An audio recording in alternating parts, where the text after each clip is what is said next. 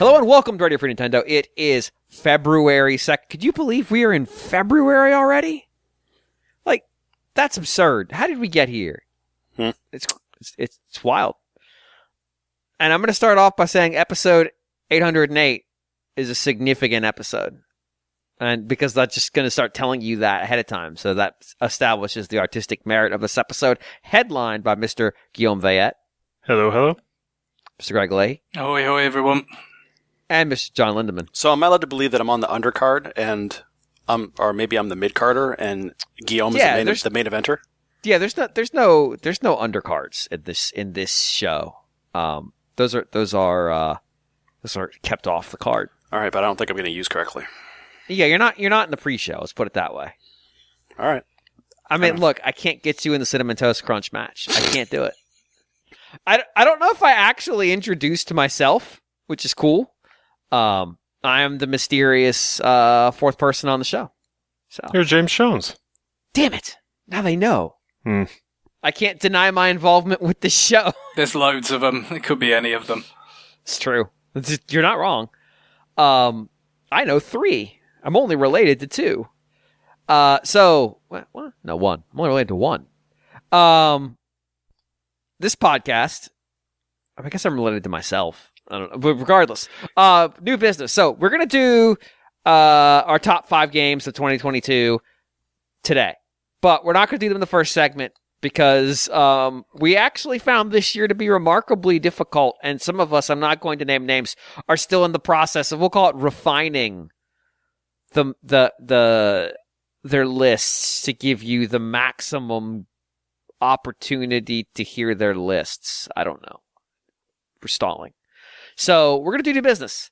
And I'm going to kick off new business for the second week in a row, which I don't feel great about, but it is what it is, with Fire Emblem Engage. So when I talked last week, I had really only got through about half the tutorial. I am now 12, I think, chapters in, somewhere in that neighborhood. Maybe 11, maybe 13, somewhere around there. There's just been a really big story turn regarding the emblems, and yeah, so that's kind of where, if you've played the game, you know where I'm dealing with at this point. I'm going to talk a little bit about the game, what makes this game different from other Fire Emblem games, because of course that's what's important. So the emblem system. When I was talking about this game last week, I don't know that I even had it. Maybe I had 1 emblem. Maybe I had Marth. If you have not been following this game, the idea is that you are the son of the divine dragon, and you've been asleep for a really long time. The fell dragon, who is the divine dragon's enemy, I guess, is also is awakening, but this isn't Fire Emblem Awakening. And you wake up from your long sleep and have to go face him and try to reseal him. What you use to do that, what was used to do that the first time, were these rings, which are called emblems, I guess. Well, I guess the emblems are the things you summon with the rings. These rings, when awakened by a dragon, either the fell dragon or the divine dragon, allow you to summon the emblems, which are the spirits of heroes from other worlds, I guess is how they word it, or other kingdoms. It feels like they say other worlds, but this is just their opportunity to serve us up the characters that they know we already like. So you can guess who's in there. Lynn, Roy, Marth. Who else have we gotten in there? I'm blanking on her name now. She's in Smash. She's one of the main characters from Fire Emblem Awakening. Lucina. Lucina, yeah. You know, it's that kind of crew. Usually it's like a character from the game, from a game. So this is a little bit like Tokyo Mirage Sessions in that you put on the ring and then a character on the battlefield is fighting alongside the hero character, in that it's exactly like Tokyo Mirage Sessions, even to the point where when you fuse with them, you transform into a special looking character to fight.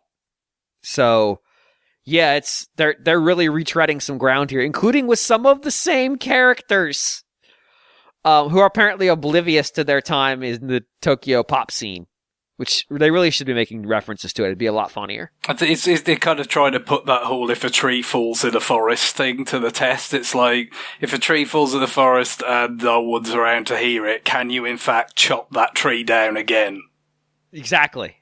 So here's the thing. In 3 games in the last decade, Marth has been summonable. I just want to point that out.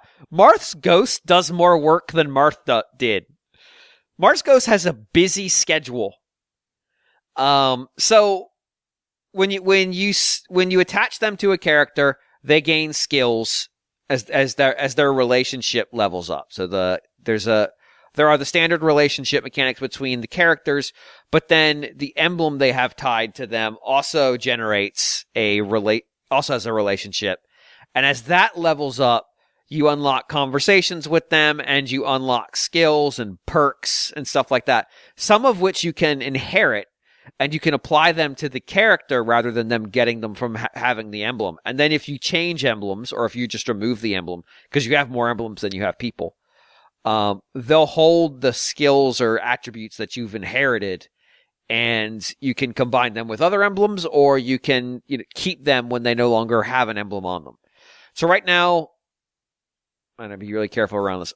I've had 6. That's the way I'll word it. But I have significantly more units than that. And I have more units than I could take into battle at this point because the game is just tripping over itself to give you characters. Like you'll get 3 of them at a time in missions. It's like, that's a lot. You're giving me a lot of characters in one shot right now. Game. I can only have 10 on the field. I don't know if that's because they thought if you're playing this in classic mode, which I'm not, like they expected you to just be losing characters left and right. I could see that. I could see them saying like, yeah, you're gonna lose a lot of characters. You're gonna lose a lot of characters.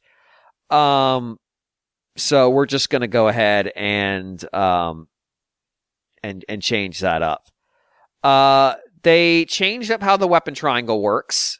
It isn't like you have a really distinct advantage anymore, which I don't. Well, let me finish talking about. Instead, weapon triangle stuff gives you break. So if you attack somebody when you have a weapon advantage, you will, with the exception of some units that are unbreakable, like heavy units, you break their stance, which means they can no longer counterattack during that turn. So if you break somebody, like if you're fighting an axe holder, and you break them with the sword, just like always, they will lose the ability to counterattack for the remainder of that turn. Then once you attack them, or once it's their turn though, that's gone, and they're able to attack again, and you can't stop them. And it doesn't cut the other way. So like there's no disadvantage to attacking someone with the weapons triangle advantage over you anymore. So like they really kind of nerfed the advantage when you're on defense, which kind of took away some of the more effective strategies you could do that was way more about battlefield management. I want to make sure I've got a unit in position to draw the enemy in and give them a target they won't refuse, even though they should definitely refuse it.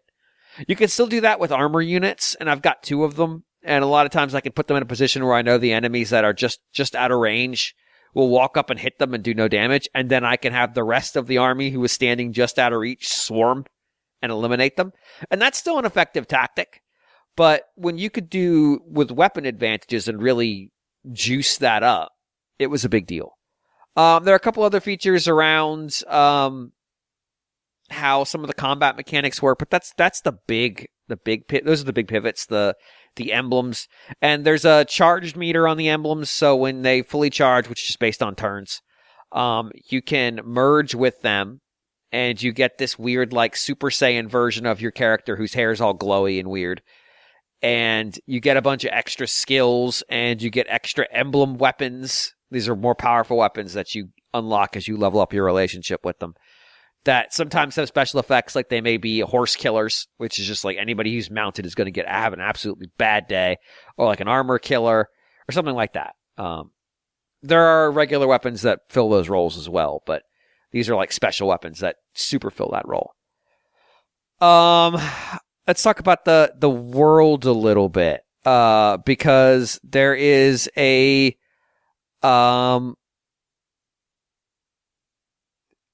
So the world is very pastel-y compared to the last few Fire Emblem games. Ilios, the continent it takes place on, is very colorful, and I don't know who did the art for this game, but it very much feels tied to... I mean, we know this game came out of Tecmo Koei.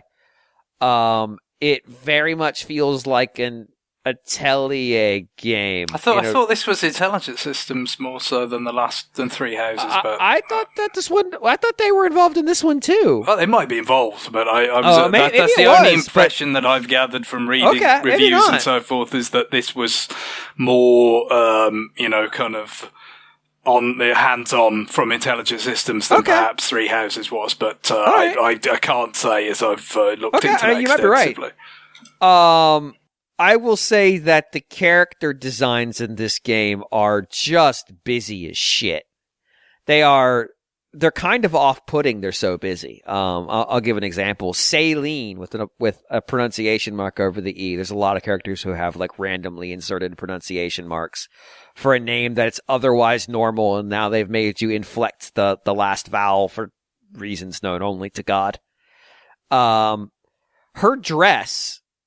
Actually, I'll just put it in the chat. This is a podcasting. It's a visual product. So I'm going to go ahead and put this in the chat so you all can just react to it. This is a major character, a major plot character who goes out on the battlefield dressed like this, and it won't let me. Why? There we go. That's her outfit. She looks like she has an onion-shaped dress. This is her battle gear. Yeah, it looks like she should be in Gone with the Wind, going to a ball or something. Yeah, it's just too much. Or like it's a huge Victorian gown. Except there's like a window in the front so you can see her legs, so the leg fetishists won't feel left out. Of course. Right. It's very, very bad. It's just overly busy. And a lot of the characters fall victim to this, like, this design is just too much.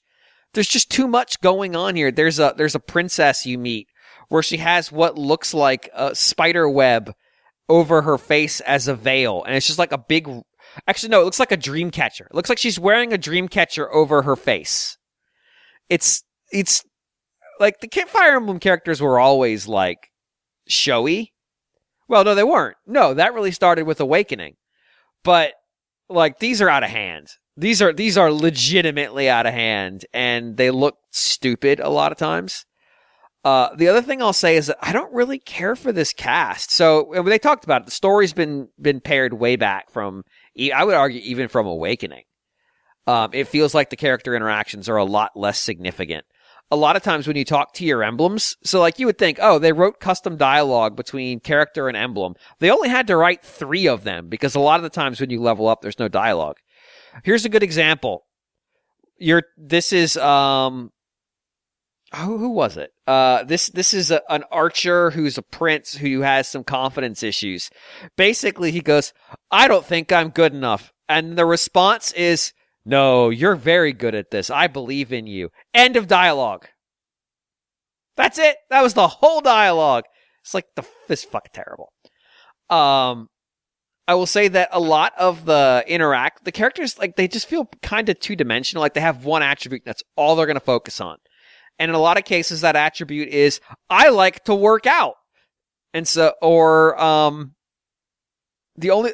Anna, the merchant, who's a child in this game, is the only one that I've really grown to love because 1, she acts like a gremlin.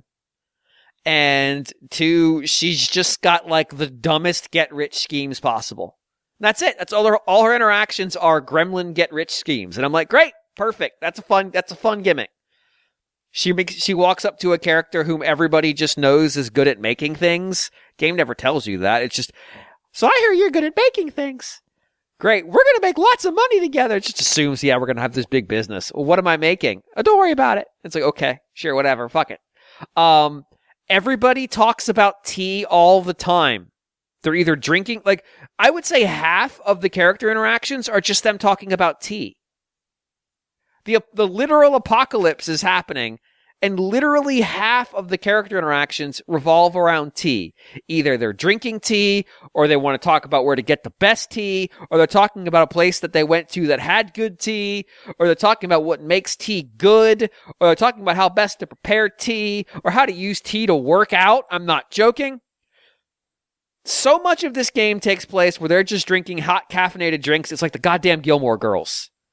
These people talk about tea more than Fire Emblem Fates talks about incest, and that game talks about incest a lot.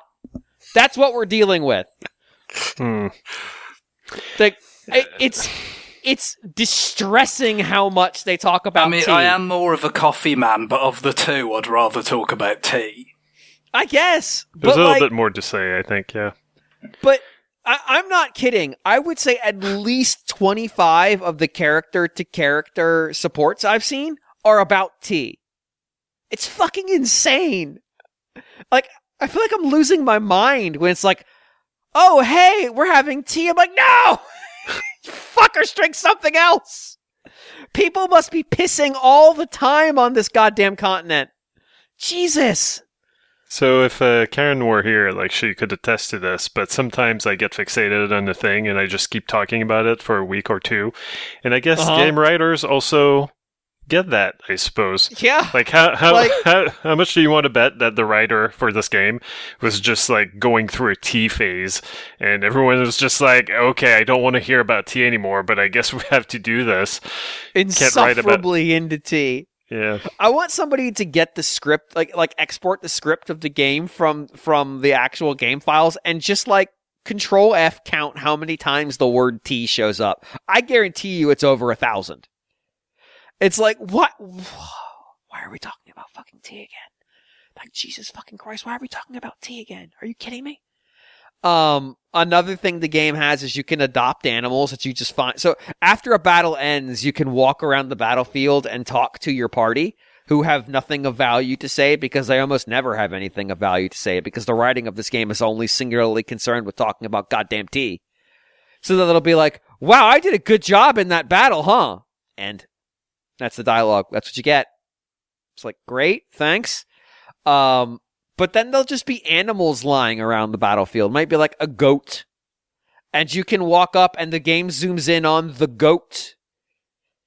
And you can be like, do you want to adopt this goat? And you'll be like, I guess. And then the game will you don't have a good enough develop. You don't know how to take care of this goat. And I'm like, did you just tell me I'm not allowed to adopt a chicken? Because I am not skilled enough to take care of a chicken. Because I'm not prepared for... You cannot adopt this Calician chicken. It's like a Star Wars thing where they've decided to come up with names. It's a fucking chicken. Because you don't know how to raise it. How to raise a chicken. You throw fucking feed on the ground and it eats it. Mission accomplished. See the donation section of the bulletin board at the Cafe Terrace to learn more. So then basically they're saying paid to develop the other countries and you'll learn how to take care of a chicken. So then you adopt these animals and there's like a little barnyard on your divine retreat where you hide between battles.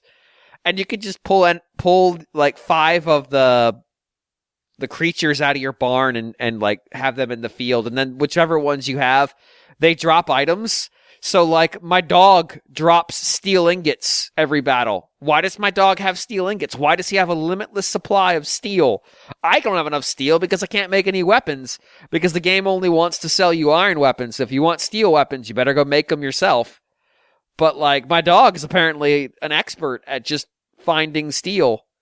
My goat or my ram, who's a male ram, produces milk. I don't want to talk about it. Something was producing feathers before I had any birds. That was a little weird. Now I've got an eagle just hanging out and a rabbit. That's probably not going to end well. It's there's just so much so they really scaled back all Fire Emblem Three Houses made you spend so much time doing prep work. Like, you would fail in the game if you didn't do the prep work. Like, it was so much of it was about going around the monastery and doing prep work before battle. And there were so many chores and shit you had to do. It seems like they really tried to pare that back. But at the same time, like, it feels like they hollowed it out and didn't replace it with stuff that was good. They just put stuff in that was stuff. You could still fish, but it's like it's like a sub Zelda. It's like worse fishing than Ocarina of Time. It's like, okay, that's not great. There's a training arena, but you can only use it 3 times. And what it ends up happening is you pick a character out of your party, and then the game randomly picks the character they're going to train against, and they just fight. And so if you've got like a low level unit and you want them to level up, you'd want them to fight somebody near their level so they would have a chance of winning. And getting more experience. But the game's like, nah, they're going to face an enemy they can't even damage. Have fun. And so you get like a little bit of experience. It's like, oh, that's a waste.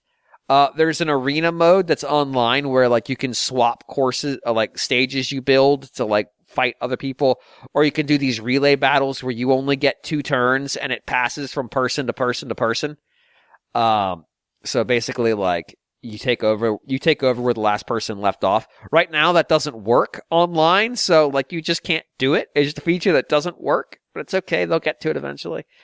But it's the best way to get resources for crafting things. So like, well, that sucks. I can't get those resources right now.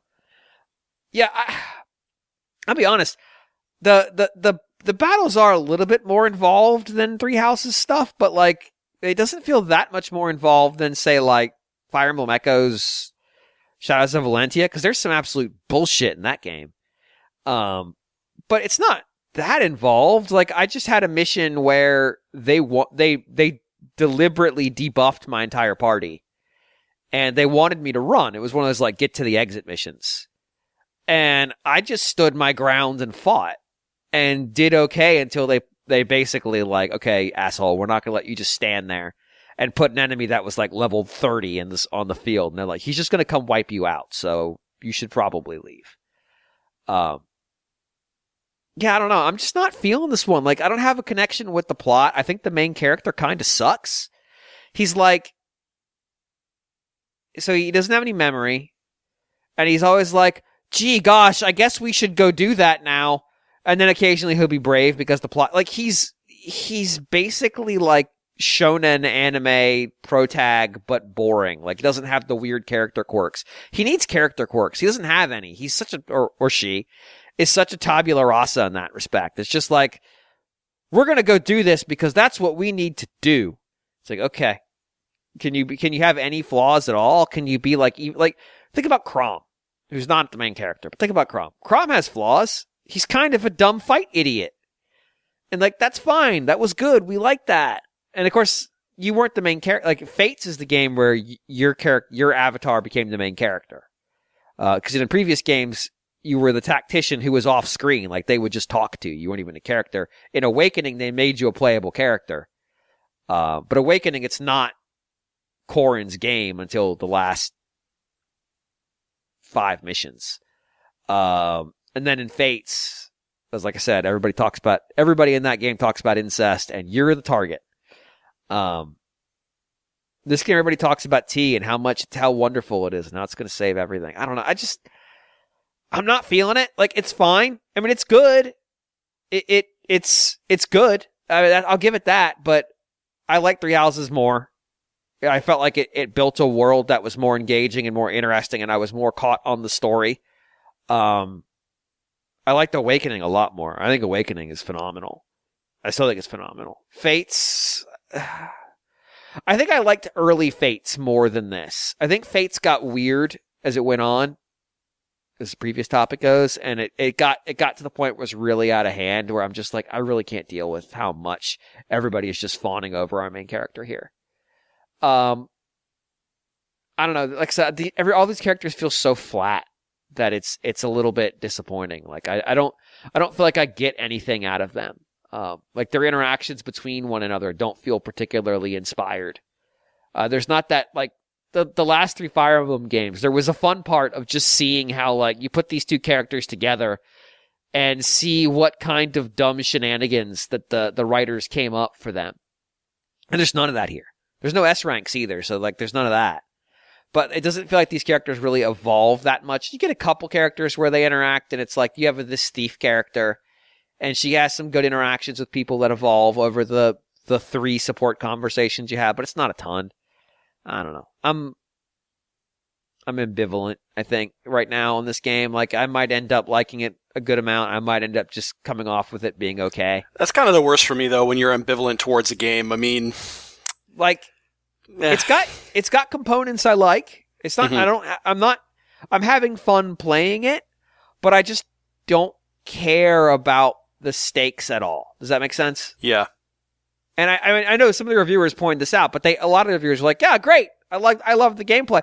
I don't think Fire Emblem's tactical gameplay is particularly great. It's fine. I think removing the weapons or changing the weapons triangle the way they did actually decreased some of the tactical decision making. Because I don't have to worry so much about, like, when I'm putting my units out there, yes, they're in the range of being attacked, but are they being attacked by something I care about? Do I really care what's going to happen when they get attacked?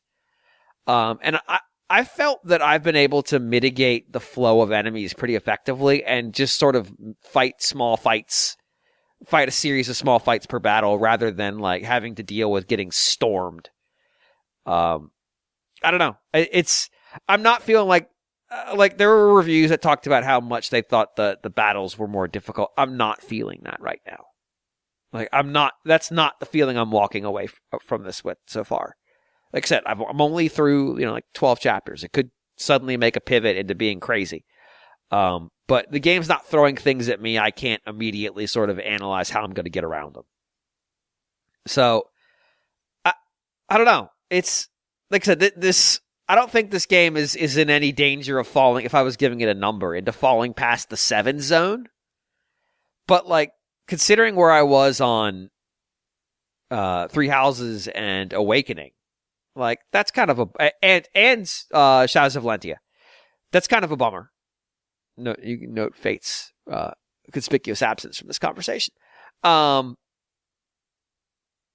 I don't know. We'll see. But, like, maybe it'll turn. Maybe it'll get better, and I'll start to be interested in the stakes in the world. But Ilios sucks. Everybody's going to be peeing all the time because all they do is drink caffeinated beverages and talk about how they're weightlifting with their teacups. And I'm not even joking. That is a serious conversation that happens at least 4 times. Yeah, and nobody's talking about the fact that the literal ass apocalypse is happening just outside. So yeah, that's where we're at right now. This dude's father just died, but then when you get him back to your little, like, hangout, he's like, man, I love tea. Oh, actually, there's one other thing I want to talk about. When you go into your room, because this is your house, you've just let all these people in. It's set up like a shopping mall food court, the house, the land. So that's kind of weird. But when you go into your room and go to sleep, there's a mode where it's like take a nap, and that advances the time because there's different times, like there's different times a day in his little hideout, the Somniel. What the game tells you to wear headphones during this segment, or suggests you should, because characters will walk in on you sleeping, and they'll talk to you while you're asleep and try to and then after they stare at you for a while, will wake you up. And it's all the characters will do this, and it's random. So when you do it, you'll just hear the voice of a character going like, "Oh, he's cute when he sleeps. I don't want to wake him. I should wake him up." That's not creepy at all. This is creepier than any face touching mini game. Like, anybody who had anything to say about the face touching, this is way worse. This is somebody coming into your room while you're asleep and staring at you. At least that was consensual. Yeah. That had consent. They came to your room for this. This is somebody coming in while you sleep and staring at you. Mm-hmm. That's some serial killer shit. That's what I was going to say. It sounds like serial killer behavior. This is way worse than anything in Fates. So everyone who had things to say about Fates, you better start fucking talking about this shit, or you're a hypocrite. So that's it. That's my throwdown. If you said anything about Fates, you now are obligated from a moral standpoint to tweet at Nintendo to take this part of the game out because it's creepy as fuck. And the fact they're like, the game literally says the first time you do it, we recommend you wear headphones for the effect so you can hear who's coming. Okay. They want this in your fucking ears. I couldn't believe it. Yeah. It's so insane.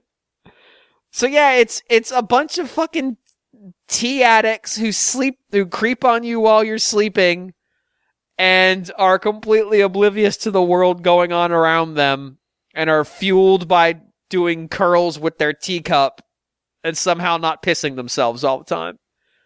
What an awful cast of characters. Truly hellaciously terrible. So yeah, that's where I'm at with this game. I might be in a minority on this one. I don't care. Any review that didn't mention the creepy watching you sleep mode is a failed review. That's it. That should be a point off the score right there. Inclusion of this mode, -1 point.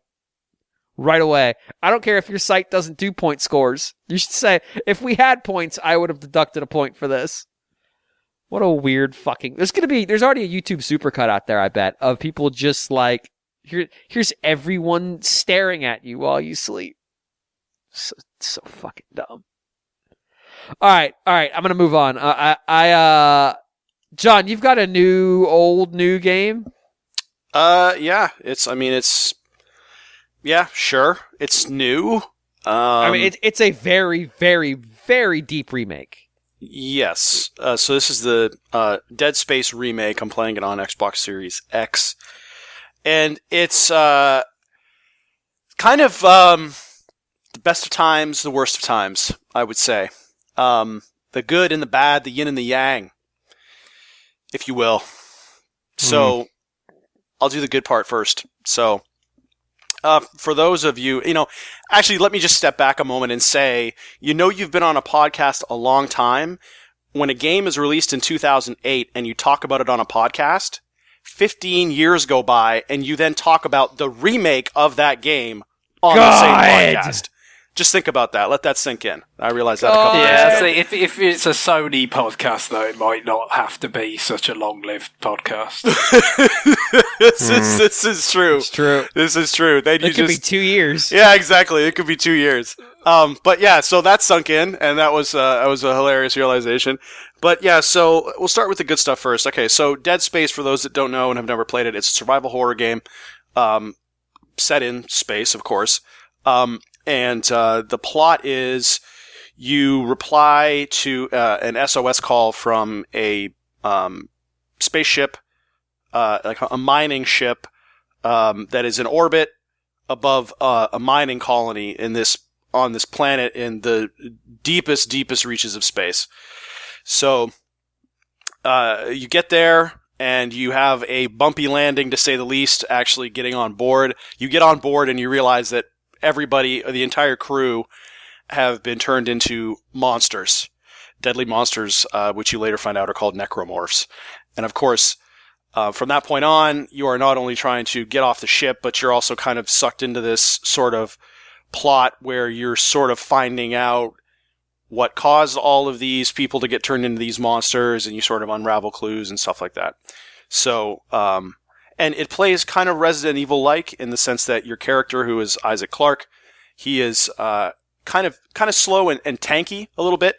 He's not like the early Resident Evil games where you're very robotic, but they play up the tension of the fact that you're in this mining suit and you're a little bit slow.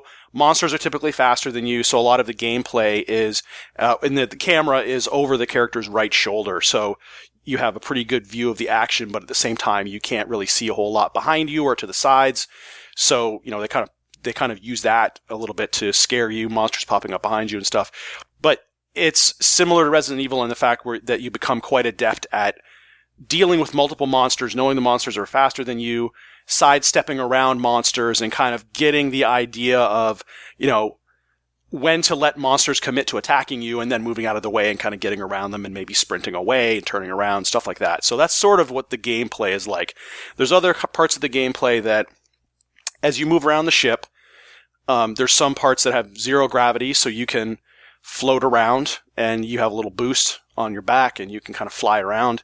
That's one of the differences that's compared to the first game, where I believe you had a limited amount of boost in the zero-G areas, but now you have unlimited boost and you can kind of fly around, so you have a little bit more freedom there. Other differences from the first game is that Isaac Clarke was in the first game was kind of a silent protagonist. Really didn't talk very much. Never took his helmet off. You never saw his face. And they've changed this. What they did in Dead Space 2 was they kind of added those elements in there. He actually, spoke to all the other characters and took his helmet off and showed his face and stuff like that. And they've brought that same thing into this remake. So in this one, Isaac Clarke is kind of more of a normal character that you see in games these days. In cutscenes, he's talking to characters, has his helmet off, sort of that kind of thing. So that's kind of a minor change. And from what I've read, I don't really remember the first game. Obviously, it was 15 years ago when I played it. I did play it for a little bit on PS3 a couple of months ago just to kind of get a refresher. But I think they haven't made major changes. It's not so the writing is not one for one.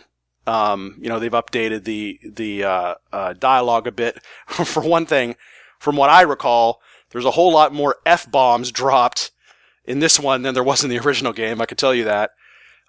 So they've kind of tweaked that a little bit. I think also the layout of the ship is a little bit different, not in huge ways, but sort of the way I've described it is that, where the old ship layout used to zig, this one zags kind of thing and stuff like that. But it's a fairly faithful remake. I don't think they've added any weapons. A lot of the weapons in this game are industrial type, lasers they're not weapons. They're industrial.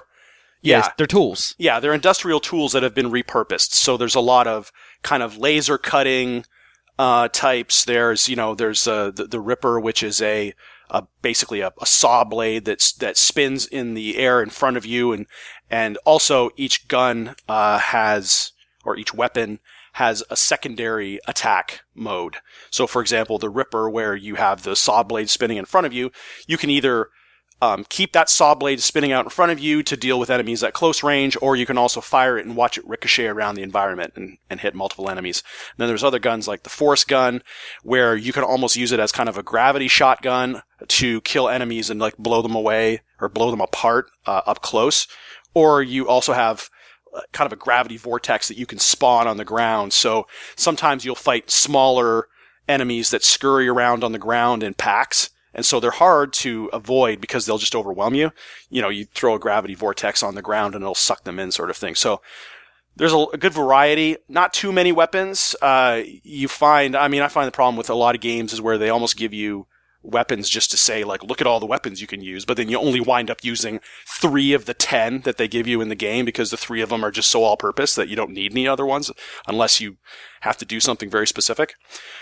But in Dead Space, generally all the weapons are useful throughout, depending on what kinds of enemies you're fighting, and your enemies range from your kind of regular sort of, necromorphs with 2 big kind of blades for arms. Like I said, you have the little smaller enemies that kind of scurry along the ground. There's a couple of boss battles where you fight enemies in larger rooms. And then there's, kind of mid-sized enemies where you have to take advantage of, you have to use some of the other powers of your suit, which are freezing enemies with stasis. You can shoot a little ball at the enemy and freeze them. That helps you with certain enemies, where you have to, for example, get around them and shoot them in the back. And then the other thing you can also do is you can also pick items up and grab them and throw them, with a kinetic attack. And so you use that you can use it for combat, but typically you use that to solve puzzles. Pull levers down and pick up boxes and throw them around and stuff like that. So there's a lot of variation in the gameplay, and the game looks great. It's pretty much, if you're a fan of the original game, it's going to be exactly what you would want from a remake at this point. Lots of different kind of environments. Sometimes you're, of course, the when you're walking around inside the ship, there's obviously the lighting is a lot better these days on these new consoles. So there's a lot of they vary the lighting a lot more. This is a horror game. Ultimately. It's a horror game. So a lot of the areas are dark, and of course you have a flashlight on your weapons. So a lot of times they take advantage of that, and you're walking around in the dark with only a few things lit up. Maybe if there's a fire over here, it might, something might be on fire, but that's the only light that you'll have aside from your flashlight on your gun. So they use that to really good effect. Sound effects are really good as well. You'll hear things behind you, above you, that aren't really connected to anything, so you don't know if something's going to jump out of the wall. So just very, very atmospheric. I would say much more than the original game, just because of what they can do visually now. There's a performance mode, which I'm playing through. Game looks amazing. The graphics mode, of course you take a hit in frame rate, but I'm sure, I haven't even bothered turning it on. The game looks perfectly fine in performance mode. Apparently, and I was watching on YouTube, and I guess the console versions of it are the best versions right now, just because what it does is it loads off of the drive, and of course, the faster your drive, the faster it loads. So, of course, PS5 and Series X, they have the SSD, and I've seen on Steam Deck, there's actually, you can sometimes, while it's spooling off of the disc, since because Steam Deck doesn't have an SSD, sometimes the game will pause for up to 15 seconds just to load off the disc. So hopefully they patch that out. Same thing on PC too. If you're not using an SSD, you're probably going to see load times, right? So right now the console versions are probably the best, just for that reason. And I haven't seen that. I haven't seen any loading off the drive really on Series X. Only occasionally if you're watching for it, you can barely see it, but if you watch for it when you're opening up a door, maybe sometimes it'll pause just a little bit, but nothing that is distracting at all. So yeah. So I'm really enjoying it. I'm in chapter 10 right now. It's been everything that I've wanted out of the game. And so, that's the good part. The bad part is that this game is riddled with game-breaking bugs, of which I have encountered 2, and one of them I was able to get out of. The other one I cannot do anything about, and so I am stuck in chapter 10 until they release a patch. So, yeah. So the first one is it known? Oh yeah. If you go to I posted on EA's support forums for the game, and there's all kinds of a lot of it has to do. A lot of problems are with item spawning, either items not spawning. So the first bug that I ran into was, I think, in chapter 5. There's 12 chapters overall, so about halfway through. No, I think this one was actually in chapter 6.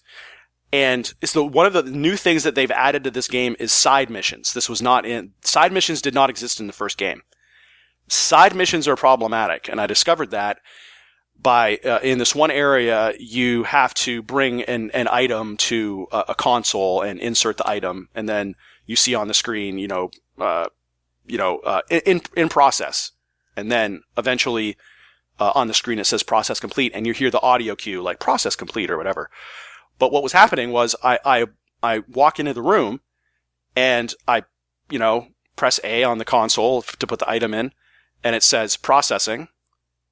And then you hear the audio cue say processing complete. But the console never changes to processing complete. And once you interact with the console, you're in a room with 3 exits, and all of those exits lock.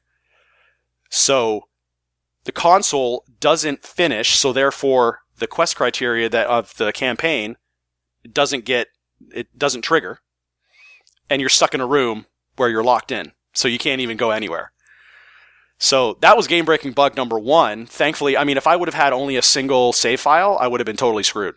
I would have been totally screwed. Fortunately, I just kept saving and saving and saving until pretty much. I think it tapped out at about 100 saves, and then it said, yeah, you can't save anymore, and then I started to overwrite ones at the bottom. But I was able to go back. I lost maybe, not too much, maybe like 15, 20 minutes of game time. But what I figured it was, and I was right, is I had gone off the beaten path. That's what I'm finding, is that you're fine if you just basically do the campaign straight through and don't deviate. You don't go and explore anywhere, don't do the side missions, that kind of stuff. If you start branching off and doing things out of order a little bit, like not even sequence breaking, but just like saying like, oh, instead of doing the next thing in the campaign, instead of doing that quest, I'm going to go over here and investigate this, or I'm going to go like pick this thing up that's part of this side mission over here.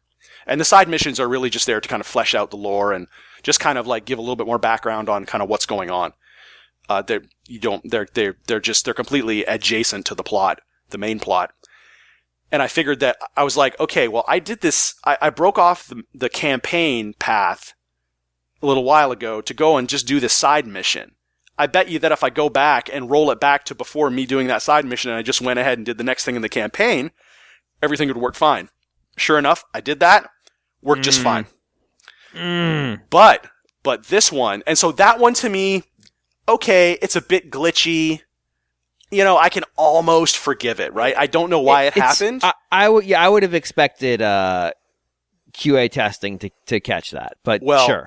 Yeah. So yeah, I would have expected that too, and I'll talk about that in a minute. But that one, it's a little bit more ambiguous as to exactly what the cause was. I think it was going off on this side mission, but I couldn't really tell you for sure. The one that actually got me and put me at a standstill, that one to me is unforgivable because early on in the game, I think in chapter 5, about halfway through, you can go up and again, this happened because I kind of went off the beaten path and just decided to explore some of these areas that were open to me. There's this one area where there's like this kind of like 0G gym where you can play this like mini game where you can unlock an achievement doing it, right? So I did that, got the achievement, and then there's an upstairs area, and when you walk up there is a key item. So you have the concept of key items. They're like these purple items, and they're key things that you need to advance the plot, right? Like in this case, it's a key card that you need to open up a door or go on an elevator or something like that. And so I walk up there. This is in chapter 5. I walk up and I'm like, oh, cool. Like there's this key item on the ground. You can tell because it's a purple item, and that's what the key items are in the game. They're purple. So they stand out. You walk over and I'm like, oh, it's a key item. It's a key card. Cool. I didn't know what it was for. Picked it up. Goes in my inventory. No problem. I keep going. Chapter 10 rolls around. I'm going through the campaign, and it's like, hey, yeah. So the next campaign quest is to go and get this key card. And so I'm like, oh, okay. I know where that is. I think I already picked it up. I go up to where the key card's supposed to be. The key card isn't there because I already picked it up. It's in my inventory, but the game doesn't recognize that. So therefore, I'm screwed because I cannot finish that campaign quest because that campaign quest is dependent on me doing the act of picking up the key card, which I already did back in chapter 5. It's like a classic, just logic disconnect. And you can't tell me for either one of these bugs that QA did not know about these. Because if I'm just like dumb Joe customer going through the main campaign, not doing anything special, absolutely their QA saw it and management just signed off on it and says, screw it, we'll patch it later. Because that bug is so dead easy to find. I'm surprised more people haven't actually reported it. Unless it's something, I think there's a lot of problems in the game right now with items spawning, either not spawning or spawning when they shouldn't. So I think it's kind of probably rolled up in that problem. But I mean, but the real kicker is I found that I picked up that item at about the maybe 8.5 hour mark. And I didn't realize that it had screwed my game until the 19.5 hour mark. Oh! So if I want to go back to the save file before I picked up that item, I would have to pretty much roll back about 12 hours of game time. Oh my God. And do the second half of the game over again. Because that's the thing, that item is now in my inventory. I can't delete it from my inventory. I can't respawn it. I can't, like the corpse that it's actually, that you pick it up off of isn't even there anymore. So I'm screwed. So, yeah. Is there, and you said if you go online, people are talking about this particular bug? Yeah, that and a whole bunch of others. I mean, there's things where people are like, my game is now, the term they use is soft locked, because they'll run into something where they can't pick an item up for whatever reason. Even though it's right there, they can't pick it up. There's other, similar, there's bugs where cutscenes won't trigger, just all kinds of these game breaking bugs that people can't get around. So, I mean, the support forum for this game is just depressing, because you just look through and you're just like, man, it's like, yeah, this door won't open. I can't pick this item up, so now I'm screwed. It's just all these kinds of bugs like this where it's pretty obvious that they just push this one out the door. And it's weird because I'm used to games being buggy in the sense of they have just like Cyberpunk 2077, where they just have, goofy physics and stuff like that. Like in Cyberpunk, one of the bugs that's still in that game is NPCs will get out of a car, and instead of walking around the car to talk to you, they'll just walk right through the car directly over to you. There's just goofy physics stuff like that where it's just it brings it down from a presentation level. But these are bugs that are so obvious and so glaring, these game breaking bugs. It's amazing that this went out the door like this. I mean, it's end of fiscal years. It had a target to hit. Mm-hmm. It's probably all that stuff. Yeah, it's all that stuff. It's all this. Yep. We'll patch it later. We got to hit the numbers for the quarter. All that. And it's just depressing. Or a patch came in super hot when they were, it's like, we don't have time to full regression test. I mean, you and I have both lived this. It's not with games, but with software, with complex software, this shit happened. Yeah, exactly. And that's why I say... happened to me today, actually. Yeah, and that's why I say that I can guarantee you, I don't really look at it as oh my god, EA's QA sucked. Because if I'm finding... one of the things I know from experience is that if a customer has seen it, then almost 100% of the time the QA team has seen it. Especially if it's a sequence thing. If it's weird hardware interactions that's different. But if it's oh, hey, here's a soft lock sequence. Yep. A repeatable soft lock. So something that you're seeing, if you can Google that specific thing and you see lots of people complaining about that soft lock, yeah, that's like Link in the canon in that was Skyward Sword, right? I don't remember. Where you can soft lock the game. Oh no, that was Twilight Princess, I think. Where you could soft lock the game. Link going in the canon sounds like Twilight Princess. There's weird clown people that operate it in Lake Hylia or whatever. Yeah, and there's some weird combination of things where if you go there the wrong time, you can lock the game. They fire you into Skyward the desert. Skyward Sword was the one where Nintendo released a thing to fix your save. That's the one I'm thinking of. Yeah.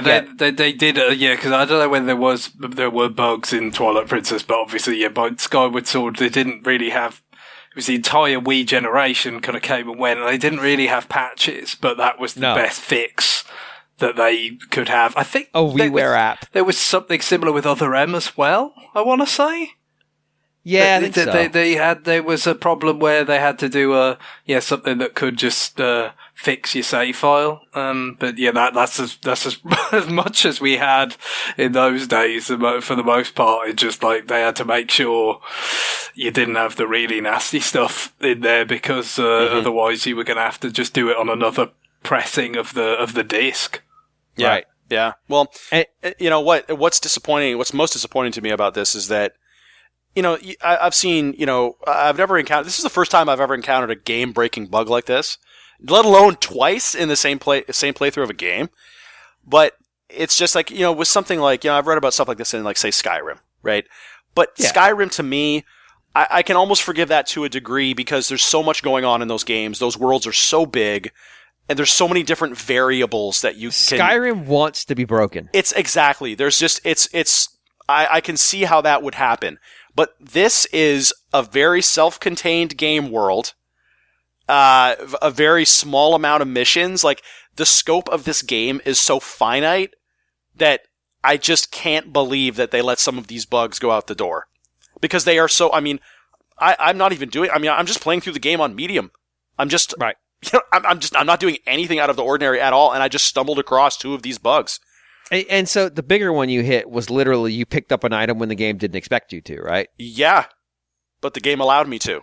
So, right. I mean, I would assume that the patch would be to, remove that item from my inventory and make it respawn.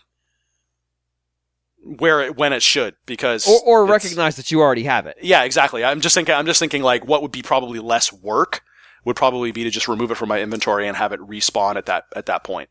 Yeah, and then the patch would make it so you can't pick it up before that time. Yeah, I'm just thinking from the standpoint of the way the game introduces things to you is it's usually you have like a little kind of video, like you're talking to this one of your crewmates, and she pops up in this little window. So you would have to actually have the kind of video for the normal path, and then the video for the, like, you would have to make a new video with her saying, with a new vocal track with her saying, "Oh, I see you already picked up that key card. You can go to this area now." So I think, gotcha. You know what I'm saying? So the easiest solution would be just like deal with that item. The fact that item is already in your inventory, solve that, and that way you don't have to change anything, really. But yeah, it's crazy. So I mean, and they actually already released a patch for the PlayStation 5 because there were, I think there were graphics issues of some sort. So they've already patched PlayStation 5, but that was a very, very minor patch. I'm sure they have a larger patch, but the thing is, you don't know when.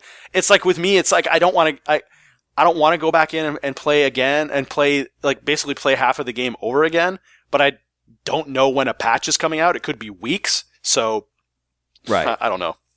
Yeah, I mean, have they commented on it? No. I know you said the forum looks like a war. Okay. Yeah, they haven't said anything about a patch yet, like a larger patch, but I'm sure it's in the works. It has to be. Yeah, I'm surprised that the forum isn't a war zone then. Yeah. It's more of like a depressing abyss. It's like it's 9 pages of people just saying, "Yeah, my game is screwed. Yeah, my game is soft locked, hard locked." Because this remake looks really good. It's really good. That's the sad thing, is that it's really, really good.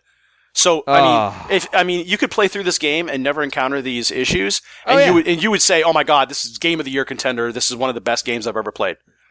But instead, I'm just sitting here saying, like, "Yep, I can't play this game anymore." And like, this is one of those things where this potentially is a chance for this franchise to get up off the mat, because Dead Space 1 came out, it was a big deal. Dead Space 2 came out, people really liked it. It wasn't as big of a deal. Dead Space 3 came out, and it fucked the series forever. Yeah. And I mean, it really did, because it had all this like pay-to-win DLC shit, microtransactions, and everybody hated it. Yeah. And this was a chance for the series to have its rebirth, and it might still, because I don't know what percentage of people are running into this bug. But yeah, I don't know. I mean, but it's not just this bug; it's bugs. Right. Yeah.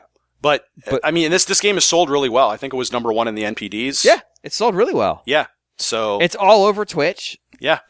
So I mean, it's getting word of mouth. It's just, man, if they botched the landing, it's really good. It's just like, yeesh, man. Ugh. So yeah. So my advice would be, it's definitely worth playing, especially if you like the first game. But wait until they patch it quite a bit. It's an EA game. It'll go on sale too. Yeah, exactly. It'll go on sale. That being said, I don't have any regrets buying it like right at launch, because I love it. It's a great game. But it's just like, man, I wish I could play it. So come on, Jeez. So, all right, Guillaume. Yeah. What are you up to? Not much. Basically this week, all I've been doing is playing a little bit more of Blue Dragon. I finished the first disc. Yes, disc. I don't have it physically, but I got it done as a download, but it tells you, do you want to move on to the next disc? So yes, I do. Why wouldn't I? No, I'm good. I'm done. Well, yeah. I guess the question can be asked: do you want to move on to the second disc? And I could have said no. There's kind of an ending to it. Like, Okay. It's basically the ending of Star Wars. Like Darth Vader still out there, but the Death Star has been blown up. So He's still out there spinning. Yep, forever. I'm sure that there's like a non-canon extended universe book that explains everything that happened. There's probably a movie coming out about, or no, there's a Disney Plus series coming out just about him spinning in his custom Star Destroyer. Excellent. Or his custom TIE Fighter. Yeah, I was going to say his custom Star Destroyer just spinning after a Death Star trench run is something I'd like to see. I'm sure that there's a mod somewhere of one of the many Star Wars games. versus TIE Fighter mod where all the Star Destroyers just spin in place. That's how it ended up crashing into the second Death Star in Return of the Jedi. There you go. They cut that out, that it wasn't some brave rebel pilot destroying the shield. It was just spinning's a good trick. That's what I've heard from the big man. And then that happens. Look what I can do. And then Kevin J. Anderson edits a collection of short stories where it turns out that some Ewok was piloting the ship all along. There you go. Yeah. I've read too many Star Wars books. Anyway, so there's that. We'll multiply that by how many were there before? There are literally hundreds. Yeah, there might have been just like, I don't know, like 20, 30. Anyway. Anyway, I'm still playing Blue Dragon. And I'm playing a lot of Mario Kart 8. Okay. Basically, this has been Karen and I's go-to game lately. So we played a lot of it, 150cc, and, usually I do pretty well.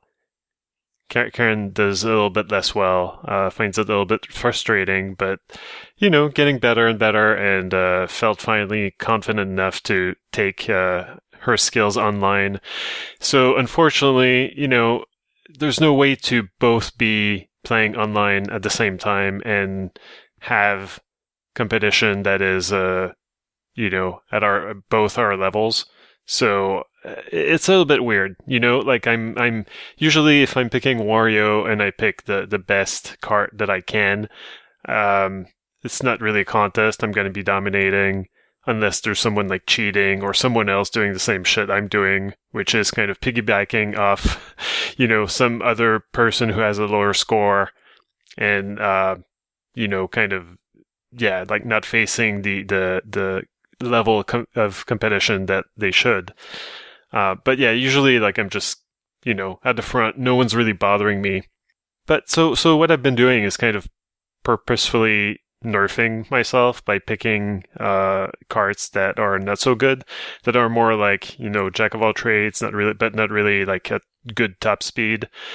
When I do manage to tailor my kart so that I'm more like in the middle of the pack and not ahead of the pack, I realized that my big fear when they announced the Deluxe edition, and that they said that you could hold 2 items instead of just a one, because if you remember, in the Wii U version, each kart, like you could only have 1 item at a time, and they were bringing back the 2 items at a time thing, and I thought like, well, that's going to be too chaotic, and I'm not sure I enjoyed that as much. And so when I'm in first place, I get like clean air. I just nothing much is bothering me. But as soon as you fall back into the pack, like it's like holy shit. It's extremely frustrating. Oh, it's when you get the compound, isn't it? It's like, well, you're just recovering from getting hit from a shell, and then, someone speeds past you and dumps like a banana right in front of you. And then just when you're recovering from that, oh, well, now you're really near the back and somebody's got an invincibility star or a bullet bill or, one of those types of things. And yeah, it's when one becomes 3 or 4, it feels like there almost should be a bit more of a more invincibility period or something after you get hit. But it is Mario Kart. Some of it is sometimes, it can be the opposite in that you drop back, you get an item that's like really good, and then you catch up really fast. But that does seem less common. But yeah, and like sometimes it's just infuriating. Like some people just seem to like kicking people while they're down, and you're like, why are you doing this? Like I'm 8th or something. I just got stopped in my tracks. I'm not picking up speed yet. You're passing me. You're sending me a red shell to stop me even for longer. And it's like, what are you gaining from this? Like, you were passing me. You could have saved that shell for someone else, just like to protect yourself, to get somebody. Some men just like to see the world burn, Guillaume. It's. I guess maybe it's just an experience for them. Like sadists are everywhere, Guillaume. Yeah, I mean, it's really just it's their little way of giving the middle finger to the world, you know what I mean? Or maybe a middle finger to me. Guillaume, you are the world. Maybe it's their way of punching down. Or punching up. Or they're passing you, so they're about to be punching down. Right. But like I guess like maybe they see all the scores are like around like, 2,000 or below, and I've got like 4,000. Like probably that exposes me as a fraud, as someone who's not in the right league, and so maybe they're just like, well, he's the person to take down. And yeah, like now that I'm talking about it, like I wonder, like maybe they know exactly what they're doing. Like they're telling me you're not welcome here. Get the fuck out. I don't. I think you nailed it. You're right. No, I was going to say I think you're projecting, but one of the more annoying things that can happen in Mario Kart is when you have an item and it hits nothing or it achieves nothing. So even though it isn't really the optimal result, sometimes people will take the easy hit just to feel like, yep, that item did something. Now on to the next one. Like I'm a champion. Not really that useful if you're actually ruthlessly trying to move up the field, but it just feels better than, I'm just going to fire this shell blindly behind me and hope for the best, or fire it in front on somebody that's actually moving at speed that is difficult to hit. So that's how I sort of model it. I have no idea whether that's correct or not. I'll be honest. I don't think I've ever aimed with a Mario Kart item. I just assume chaos and just unleash the demon. I don't know. Maybe like this is a Wii bowling fan in me, but a well-aimed green shell can be very satisfying. Oh yeah, no, it feels really, really good. No, I'm sure it can. When you actually aim something and get it right in Mario Kart, it feels great because, again, like I said, a lot of the time it's not going to happen. But like I can remember when playing Mario Kart 8 on Wii U the first time, like there was a moment that was so good I actually did a Miiverse post about it, which I didn't do a lot, but I did some. But like it was like I'm a certain amount behind the person in first, and I just threw a bomb at the finish line. And he was so well placed that it blew him up just short of the finish line, past him first place. It's perfection. That is actual skill, actually decided who won the race. It doesn't happen often, but that's the only makes it more. The fact that he's so chaotic most of the time is what made that moment like a true sort of fuck yeah situation. See, I just try to fill tunnels with green shells so they're bouncing off the walls. Like that's my only objective. If you want the fire flower is good for that kind of stuff. Just spam it, flood the zone with fire, and then it's tough to avoid when you do that. I don't care if I contributed to my own success. I just want to know that I caused someone else to have a bad time, even if it doesn't help me in the slightest. So, I mean, you were very much living what Guillaume was speaking about. But they're like, I want to get that guy. I don't care who I get. Yeah, but that's the point. But that's what I was saying is that when they will use somebody that is an easy target, you want to get someone. You don't want that lousy feeling of you fire it and it achieves nothing. So you end up going for the guy that is such a soft target that it's almost not worth doing. But you do it anyway. I think my approach is more, I just want to create chaos, and even if I don't hit anybody, I've at least created a situation where everyone else going through that's not going, fuck. And that's fine. That's an accomplishment.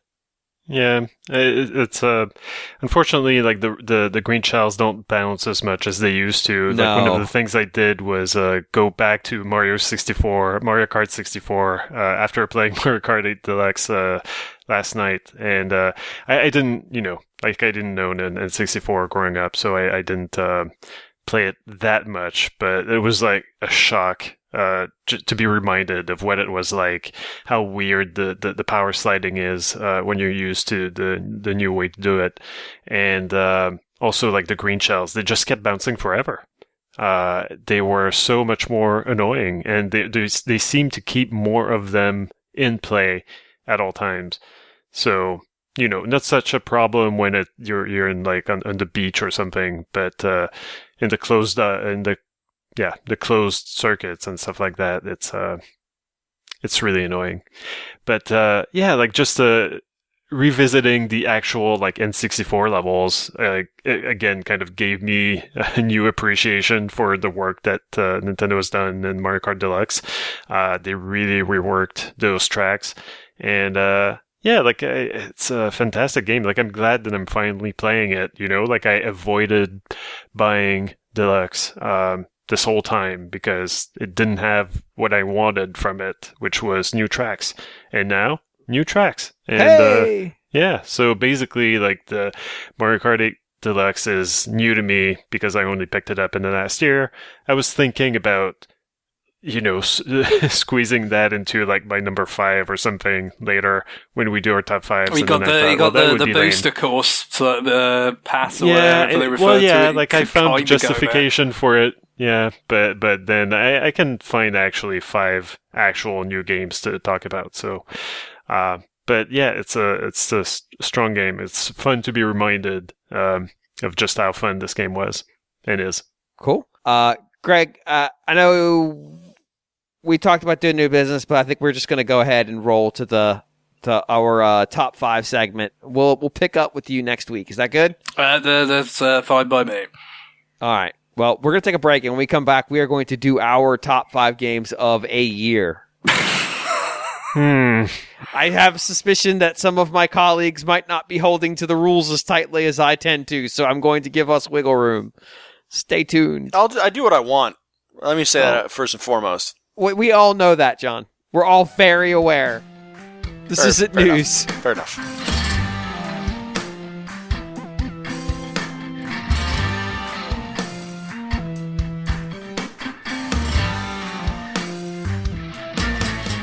We are back, and we are going to do our top 5 games, allegedly, of 2022. If you have not been around Radio Free Nintendo, because every episode is somebody's first episode, we do this every week. Every single week we give the top. I feel like the that top every 5 week, James. Of 2022. We know. No, we do this annually. We used to try to do a game of the year. I think we tried to do one for the podcast at one point, and that was a complete disaster. And then we started doing like individual games of the year. And then we're just like, I don't know, let's just go with 5 games we really liked. It sort of paralleled my track as features editor trying to do the end of the year awards for NWR, which eventually evolved into, here's a bunch of games we really liked. Because game of the year sucks, and voting for it sucks, and debates about it suck. And they're not good debates. They're boring debates. People get mad because, no, I'm not letting you make Endless Ocean fucking Blue World game of the year. Stop voting for it. I'm taking it off the poll.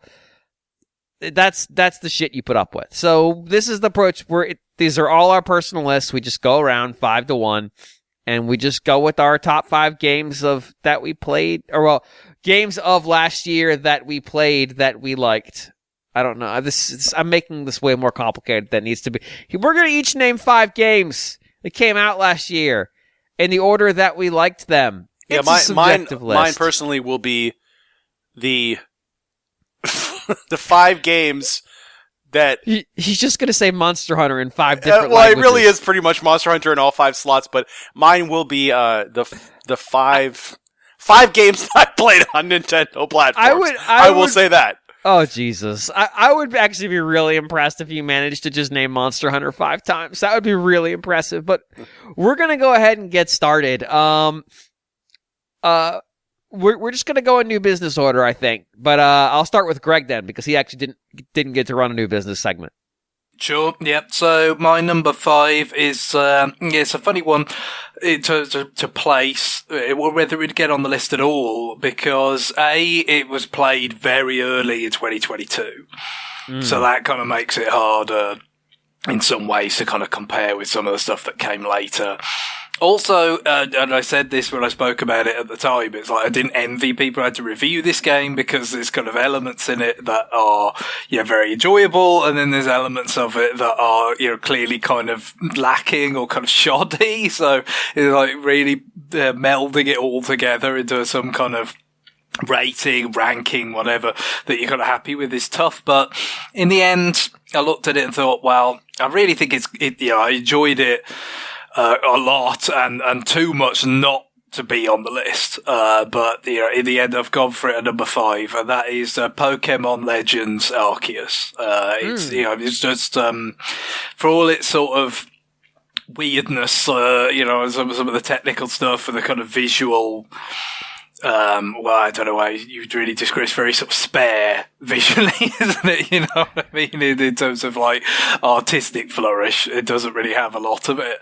But, the core kind of loop of, kind of going into these areas and, catching Pokemon and gradually kind of building up your knowledge, the Pokedex, and also building up your party of Pokemon, and just a kind of more single-player focused take on the format where the battles are faster and all these kind of things that have to be sort of meticulously balanced for multiplayer and stuff. I really took to it. So, definitely something that, in some ways, maybe it could have placed higher if it was a bit, hadn't been so early in the year, or just kind of if you look past some of the technical issues and various things with it. But obviously the game design elements and stuff is not like completely without sort of criticisms either.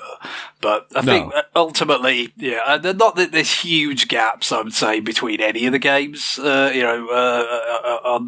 the top 5 here. But I'm pretty happy with it at 5. Cool. I guess I will go next, and I'm going to completely just defy all reason here. I didn't play a ton of new games in 2022, so we'll start out with that right out of the gate.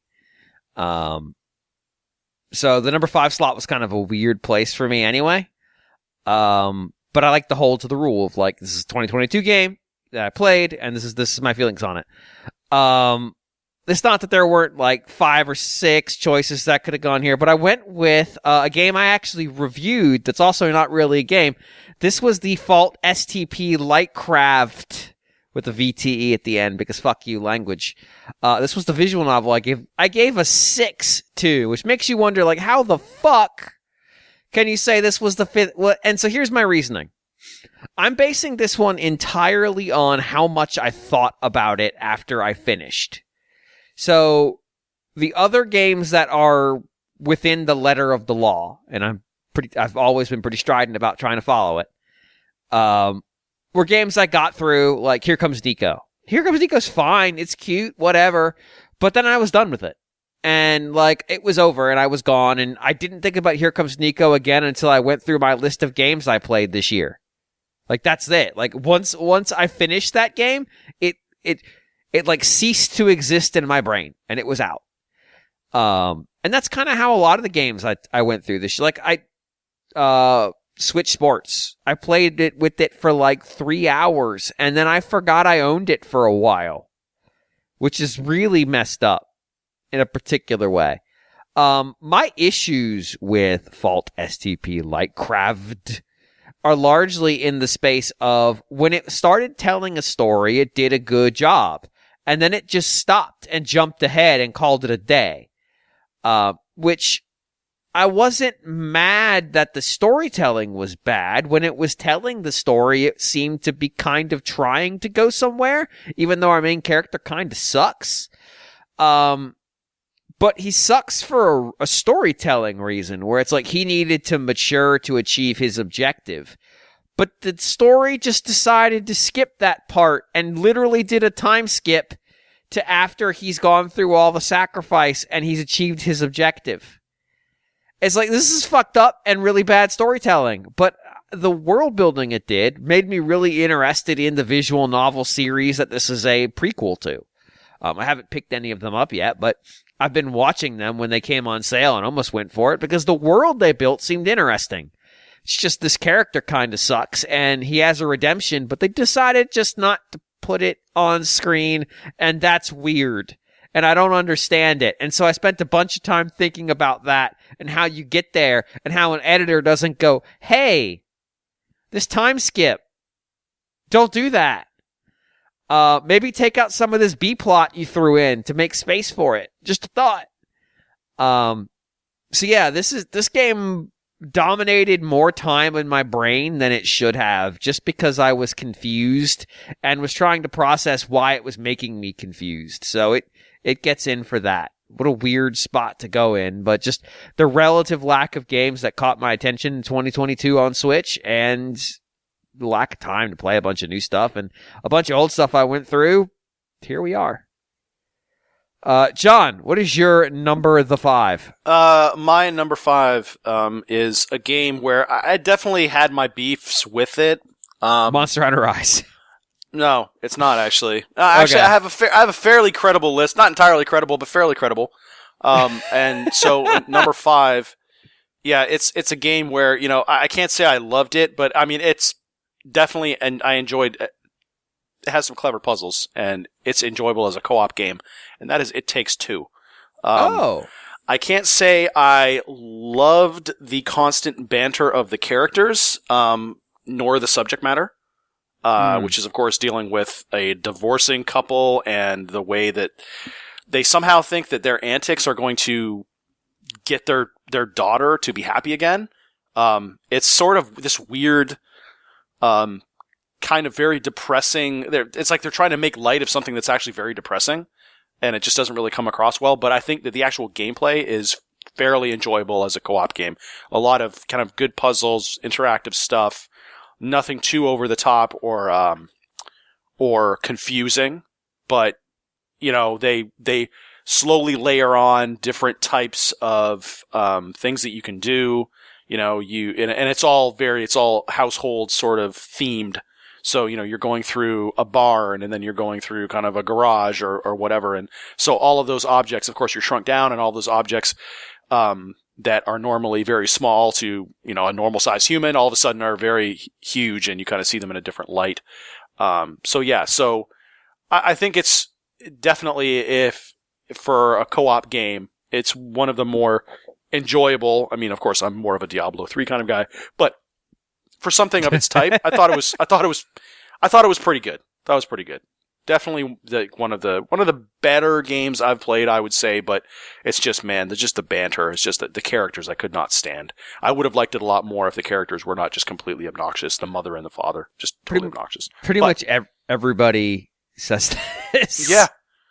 It's too bad. It's like I felt like they were much too heavy-handed with that, and I don't really know what they were trying to go for in terms of what those characters were supposed to be. It's like the father is very whiny, the mother is basically a bitch all the time for no real reason either.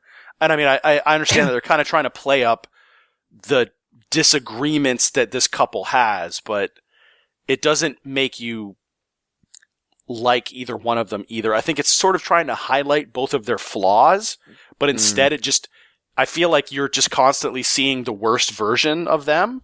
Maybe that's the point. I don't know, because sometimes, you know, people bring out the worst versions of themselves, you know, as a couple.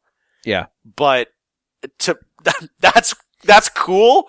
That's cool for couples therapy, but for a video game, no thanks. No thanks. I mean, But unless that's the point, but it I doesn't guess feel yeah. like that's the point. It feels like it's trying to have its cake and eat its too on that one. Yeah, it is. Yeah, it's sort of like they bring that kind of stuff in, but then they're also trying to like, this is a lighthearted co-op game that talks about divorce and two people that don't really like each other. You're like, what? Okay, but I think the gameplay is strong enough to make it to number 5 on my list. This is a lighthearted co-op game about a degenerative disease. No, Right, exactly, about brain cancer, and you're like, what? Okay. that's my favorite topic for games. Mm-hmm. Guillaume, what is Yeah. your number 5? Well, my number 5 is Kirby and the Forgotten Land. Oh, Yeah, Karen and I played through this co-op. It's maybe not the best co-op game because, of course, the second player doesn't get all of Kirby's powers. You're reduced to a Waddle Dee that can throw spears, but it is a step above the co-op in something like Super Mario Odyssey. So, just enjoyable enough for us to actually do that. I don't think we bothered with Odyssey to play co-op. And yeah, it's a delightful little game full of, clever touches and funny jokes, or visual gags or, neat details. It's really well done. And some of the stuff that we've seen about how it was made, the explanations that the developers gave about how, we really wanted, we did this because we felt that if it looked like the hit should connect for the player, it will connect, trying to, I don't know, they found really clever ways to alleviate the frustrations that can come with playing a 3D platformer where the camera sometimes is suboptimal or things like that. Like, things happen. So I don't know. And finally, they moved Kirby to 3D. I think that deserves to be underlined. To be mentioned. They did it well. It took them perhaps way too long, but by God, they did it. And yeah, even though maybe the transformations are not as flashy as in Planet Robobot in this one, the mouthful mode, first of all, is a hilarious name, and second of all, is actually kind of yet another new way that they found to put things in a Kirby game that are surprising and fun. So yeah, I don't know. It's a really good game. I'm not actually the biggest fan of 3D platformers where it's not kind of a more linear design. I do enjoy my non-exploratory 3D platformers, but the Super Mario 64, Super Mario Odyssey, I was more lukewarm on. So yeah, this one, I feel just the fact that I really enjoyed it is a good sign. This is not my oh well, I guess I have to put something at number 5. I genuinely enjoyed it. okay. Well, normally that's the way number 5 goes. Yeah. Just a weird year. Hmm. All right. So that means next up, Snake Draft. Guillaume, what's your number 4? My number 4. It's not a game that I played on Switch. But, so yeah, I played it on Xbox, but I hear the Switch version is good, and it is Tunic. A game that's very much inspired by the experience of playing a Zelda game, but actually closer maybe in puzzle design to something like, what was the name, that Phil Fish game? Yeah, I'm sorry, but I'm blanking on it now, too. God damn it. Fez, yes. yeah. Yeah, I thought it was really clever. At first, I was not sure about the combat. That's very punitive initially when you don't really know that you're not supposed to do the 3-hit combo quite yet at enemies.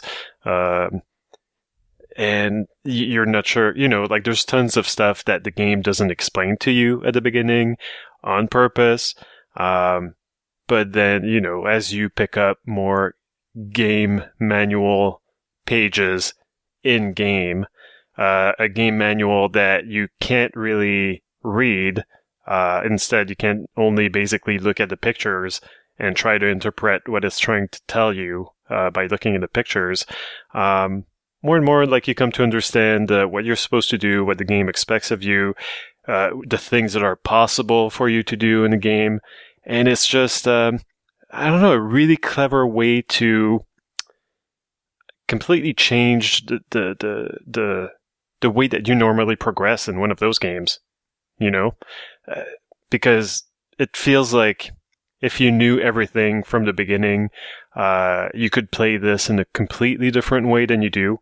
But the experience of playing it the first time is very much, you're in the dark. It's as if, you know, it kind of manages to replicate the experience in 2022 of renting a game and having only like a manual, maybe in my case, in the language I can't understand, because that was actually literally the case. Or, you know, like renting a game, not having the manual and having to just try stuff and not really understanding what you're doing. But all of a sudden, okay, like something has an effect. Awesome. And you manage to make a little bit more progress. Awesome. So it's interesting to be able to give players that kind of experience in the era of, you know, the internet is always in your pocket. You can look up literally anything. So yeah, so really clever, very much, you know, inspired by Zelda visually in terms of, you know, the world design and stuff like that. But it's not just a Zelda clone. It's not just a Souls-like. It's not just a Fez-like, I suppose, if that's a thing. It's its own thing. It's really cool. And yeah, I highly recommend it. Cool. All right. Since I decided on the fly that this is a snake draft, that means, Sean, you're up again. All right. This is where I go a little bit off of the I'm excited. The script, and I'm going to take this into the realm of, these are Nintendo games that I played for the first time in 2022. They are not necessarily games that were released in 2022. Mm-hmm. However, we already have our first rules criminal. So let's go. What you got? Yes. For me, of course, there is the impending removal of the 3DS eShop, and so I picked up a couple of games. One of those was Monster Hunter Stories on 3DS. A very cool sort of action RPG with kind of Pokemon-ish elements to it. Of course, set in the Monster Hunter universe, which I am a sucker for. Admittedly, guilty as charged. But yeah, a very cute little game. And I have yet to actually play through it entirely, but yeah, I would recommend it for anybody who is a Monster Hunter fan and just wants kind of some sort of light, almost Dragon Quest-ish action with sort of a rock, paper, scissors mechanic. Where you're trying to fight other monsters. And of course, there is a sequel on Switch. There is one on Switch as well, which I decided to not get, even though it is on sale quite routinely, which I will probably pick it up at some point.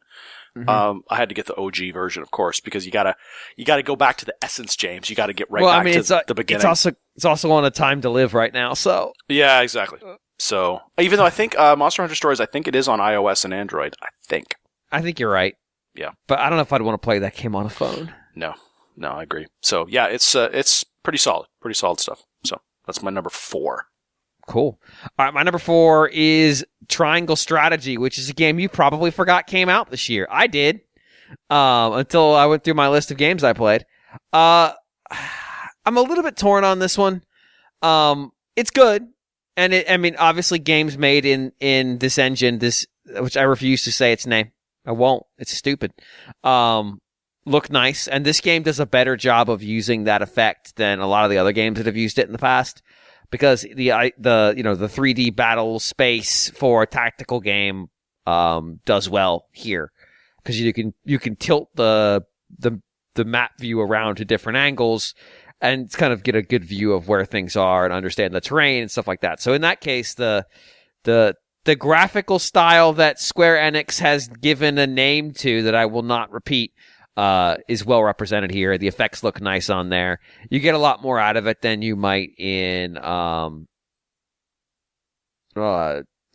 Traveler, which again, bad fucking names. But, I thought the strategy itself was pretty good.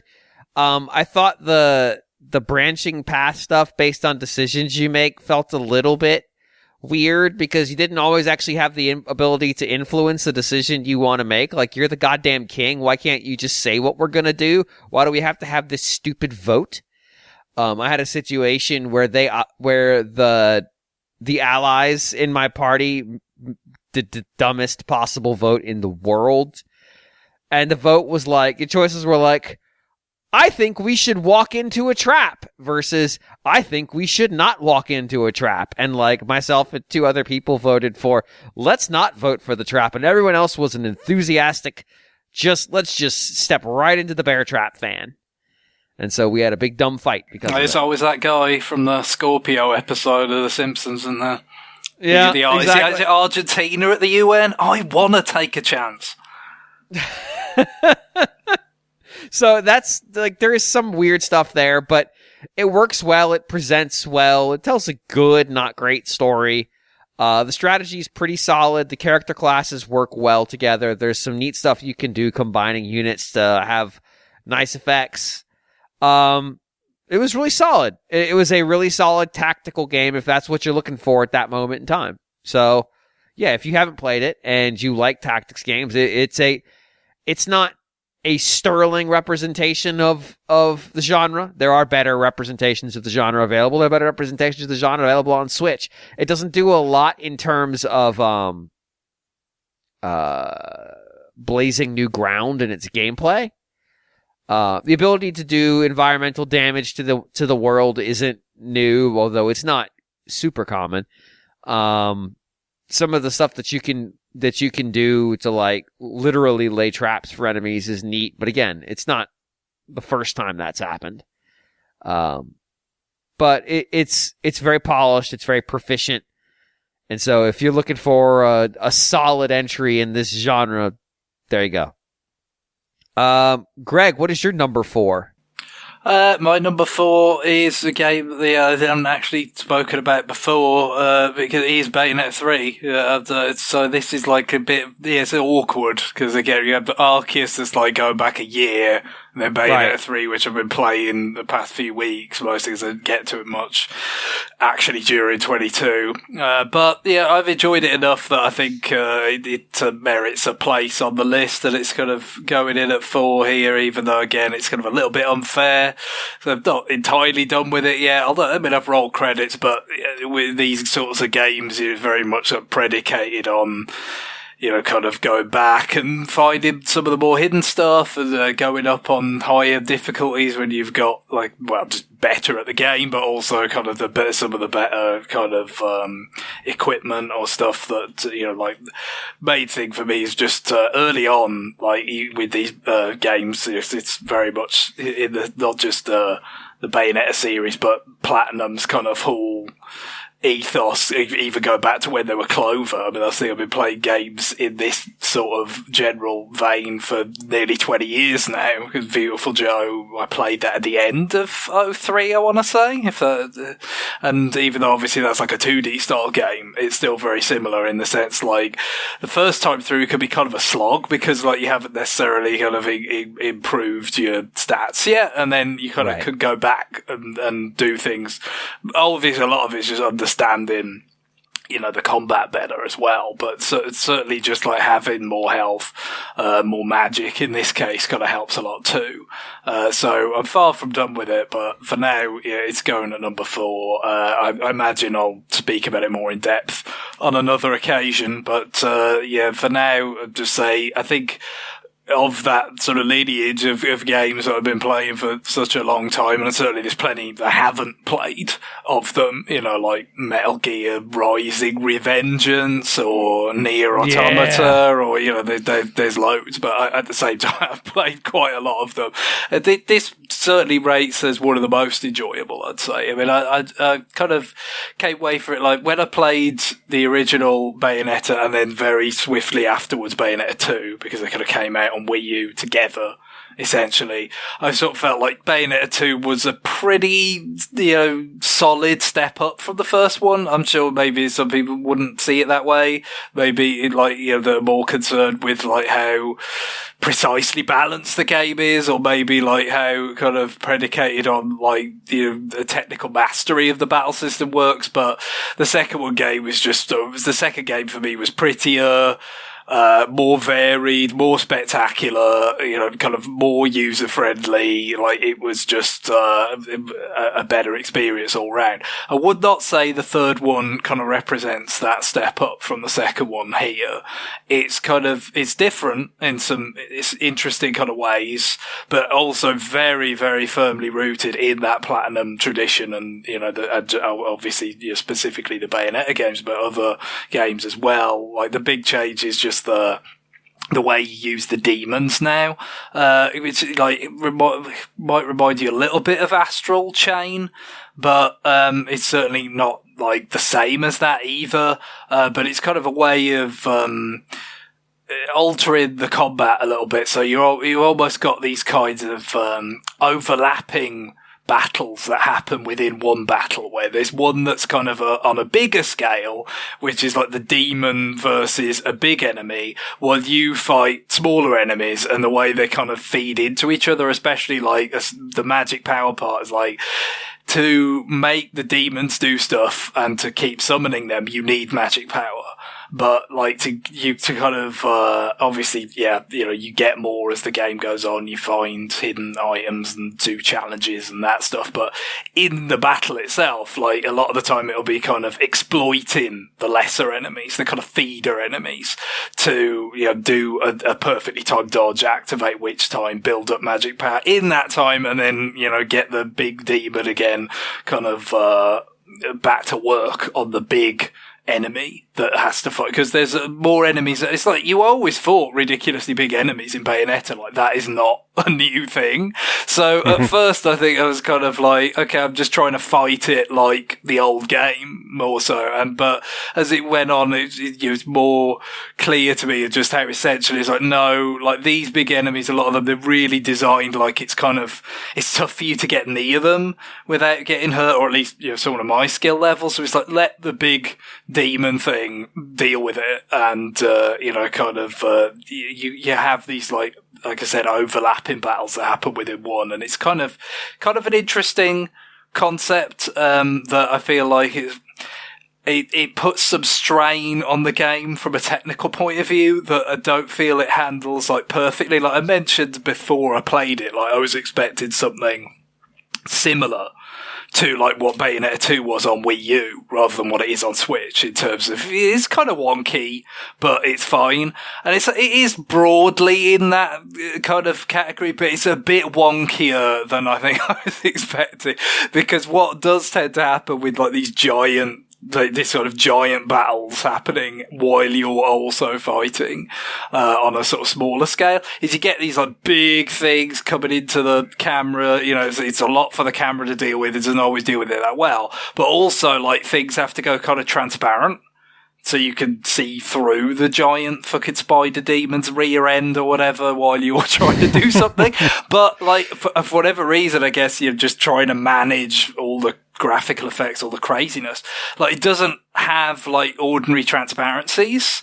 It has this kind of dithering effect, which is not very sort of sightly. It's not very nice to look at, but you're going to look at it a lot because, like I said, it's core to the game, really. Just this all no, there's almost always some giant demon versus giant enemy kind of element to a battle. So yeah, and it shows up elsewhere in the environments and stuff. It's just they've blown up the scale. It's way bigger scale.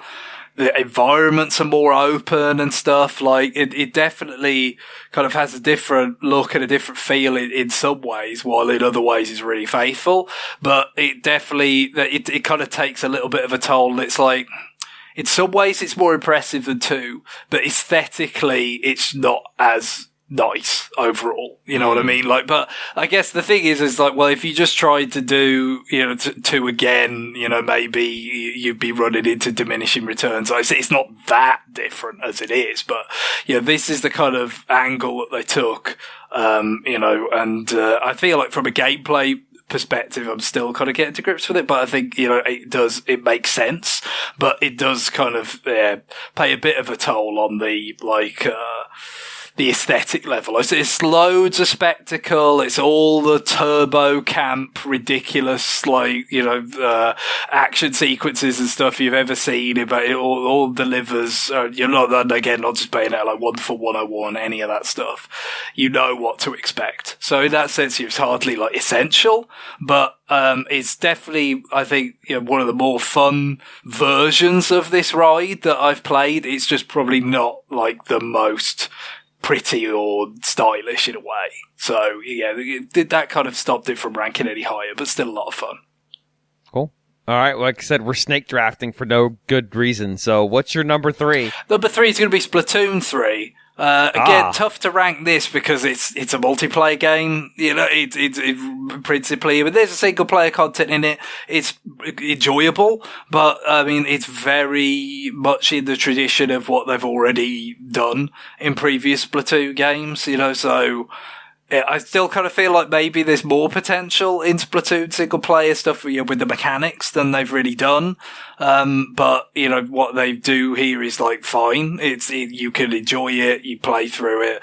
They do some funny stuff, you know, with the kind of abilities, like special attacks and stuff. It kind of shows you what everything does. You know, there's still that kind of quasi-tutorial aspect to it, while it also, you know, is kind of fun and has some challenge, especially kind of the more advanced elements. But, you know, that's not really the point. The point is the multiplayer stuff, and, you know, it's again not desperately different, but I do feel like it's you know, something of a step up from 2 and just kind of reinvigorating the game. I mean, the biggest problem with like the lasting appeal for Splatoon 2 for me is just like once that initial influx of players kind of dies off, you find yourself alone with the people who are ridiculously proficient at the game. You know, they've made sure they've got all the gear with precisely the attributes they want, which is, you know, I mean, I think there's some elements now that kind of make that a little bit easier than it was before, but it's still more like bother than I think it should be, to be honest, to kind of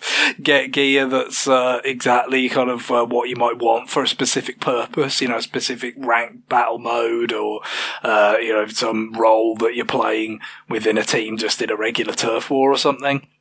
But with Splatoon 3, obviously, it's probably already taken on a little bit, but, you know, for now, it's still like that. There's enough games going on and stuff that you don't feel like you're just kind of marooned with the very best that you very much don't measure up to. So, no, it's been fun. I've played it a great deal over the past months, you know, since September. So it's not like hugely adventurous game by any means, which again I think probably kind of prevented it from reaching a little bit higher. And there's still, of course, it's another one that's kind of tough to talk about because it's still getting stuff all the time. You know, it's never going to be like, okay, launches in September and this is everything, like, you know, levels to be added, the events they do. I definitely like some of the stuff they've done with Salmon Run, like added. I still haven't been able to take down the Kaiju Salmon King thing. Like I've had a couple of games where I got close, but, you know, like I've never quite managed that. And when they did Salmon Run, like one of the regular stages, it's like, it was just this sort of enjoyable kind of wonky where it's like, yeah, you could just get completely lost on that stage in a way that you could never do on a stage designed for Salmon Run. But it also, like, you could just get away and get to an area that's completely like the salmonids just can't get to. So, like, if you need to run out the clock in Samurai, where it's like, well, we've got all the eggs we need. We just need to survive. Like, you could do that in a way that was, like, completely not an option in regular Samurai. Like, stuff like that I just liked. Like, yeah, you could tell this is just from the fact that, it's not really perfectly calibrated or modified for Samurai, but that's the point, right? Like, when you have, like, a special event where it's like you're playing this mode in a place you don't normally do it. If it felt like they'd perfectly modified it for the purpose, I don't know what the point would have been. So yeah, I'm sure there'll be lots more of that, and it'll be very much a 2023 game. But I had much too much use out of it in 22 not to put it here. So number 3. Cool. All right. I am up next, and as a hardcore rule follower of the games I played on that were new on Switch in 2022, I am 13 Sentinel Aegis Rim. So this game came out I think it came out 2020, maybe 2020 on PS4. And I basically bemoaned that I couldn't include it on my list because, again, I'm a rule follower, and I adored the hell out of this game. I thought it was brilliant, and even though the tactic stuff is kind of superfluous, I thought even just going through the arcane dictionary of terms and watching how the terms evolved as the story presented itself and as the components came together to tell the narrative, even though they don't even know what order you're going to receive the narrative in. So what might be a twist for one person was preface for somebody else. It's a narrative achievement that they were able to knit together, as the name would imply, 13 stories in a way that makes sense, even though you can consume them in all kinds of different orders. And the places it goes, by God, absolute chaos. But Switch is the natural home for this thing, and all the reports are it looks at least as good as it did on PS4, and being able to play this in handheld would have been awesome. So, although normally I would say, I didn't play it on Switch and whatever, but I'm going to go with it anyway because I know this game would be great on Switch, and I know this game is great because I enjoyed the absolute hell out of it to the point where I almost considered playing it again, but didn't. So, yeah, that's the only rule bending I'm going to do for myself. But if you haven't played this game, go buy it. Go buy it right now. Go buy it right now and play it. I got the game in a recent sale on the Switch. I can confirm it looks fine. Okay. I played for like 10, 15 minutes. I got at least to a place where I can confirm that the jiggle physics are just okay. They made it intact. Everybody's got physics, even the guys. It's a equal opportunity physics. Mm-hmm. There's going to be some stuff in maybe like the last couple battles where there's all kinds of crap going on. Maybe the Switch might have some slowdown, but that's maybe 10 minutes of gameplay total. As long as the jiggle is adequate, I think people will be satisfied. There is some of that, yes. This game is lowercase h horny. It's not capital H horny. So it's not a core feature of the game. Let's put it that way. It just comes up occasionally. But yeah, I absolutely adore this game. It's phenomenal and ridiculous, and like moments where I am mad at the game for the twist it just pulled on me because I can't believe it did this crap, to moments of absolute relief when it twists again and actually removes the knife it just plunged into my back. And goes like, sorry, buddy, that was a trick knife. Everything's fine. We just tased you to make it hurt. You're okay. It's wild. It makes some of the swings in the 999 games seem like whatever, man. Whatever. This is way crazier. John, what is your number 3? Number 3. Another one that I played for the first time in 2022, but is not new in any sense of the word, is Pocket Card Jockey for 3DS. Oh. Nice. Yeah. I agree. Game. Pocket Card Jockey should be Game of the Year pretty much every year. It just came out on iOS and Android, so... It just came out on iOS as part of the Apple Arcade. I don't think it's on Android. I think that's part of the deal. Right. Okay. Guillaume, I think both you and I included it the year it actually came out. So yeah, there you go. So yeah, John, tell us about Pocket Card Jockey. Pocket Card Jockey. Yeah, it's the very obvious peanut butter and chocolate combination of a card of a card game and horse racing. Of course, you're playing solitaire, right? Yep. And if you, depending on how you do, you have a horse, you buy a horse and you raise horses. And depending on how well you play in your solitaire, your horse goes faster and can pick up power-ups, and it's pretty crazy. It has a really good sense of humor, very sarcastic. It's just a very ingenious game and not like anything else out there. Guaranteed. So, I mean, I highly recommend it. I would say it is one of the most Nintendo games I've played in a long, long, long time. Just something where you're like, who thought of this? Who greenlit this? It's just in today's marketplace, the fact that this game exists is fantastic. So, just a whole lot of fun to play. Very, very amusing. And it's something where if you wrote it out on paper, if you wrote the concept out on paper, you would think that it wouldn't work at all, but it actually works incredibly well. So, it's my number 3. Cool. Guillaume, what is your number 3? My number 3 is Citizen Sleeper. Oh. A kind of a, futuristic sci-fi story. Almost a visual novel, although it's got a little bit more gameplay elements to it.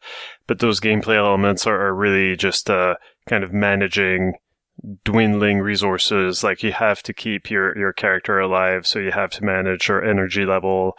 You have to kind of maximize the things that you can do. But in-game, the fiction is that you are this escaped robot, a robot that's been created to basically serve, like you're not supposed to be out there doing your own thing. They create these robots by copying like someone's mind into these shells, and to ensure that they can't escape, or that that they're just indentured for life. Like their bodies are made to degrade over time if they don't get this specific drug. So you are escaped on this space station, and you have to barter for doses of that drug, or you have to maybe find some alternate way to get the drug that you need, or the whatever it is in the drug that you need. You kind of build relationships, like you try to make money so that you can eat, because bodies don't just need that substance, like they also need to be fed. You need to find shelter. And so you meet all sorts of different people. Like there's this guy who makes these, like he cooks, he's a cook, and there's not a whole lot growing at that space station outside of mushroom. But, so you have, if you pick mushrooms for him, you give him the mushrooms, he'll cook them for you, but like he wants, like, at first when you don't have money, like he wants a story from you.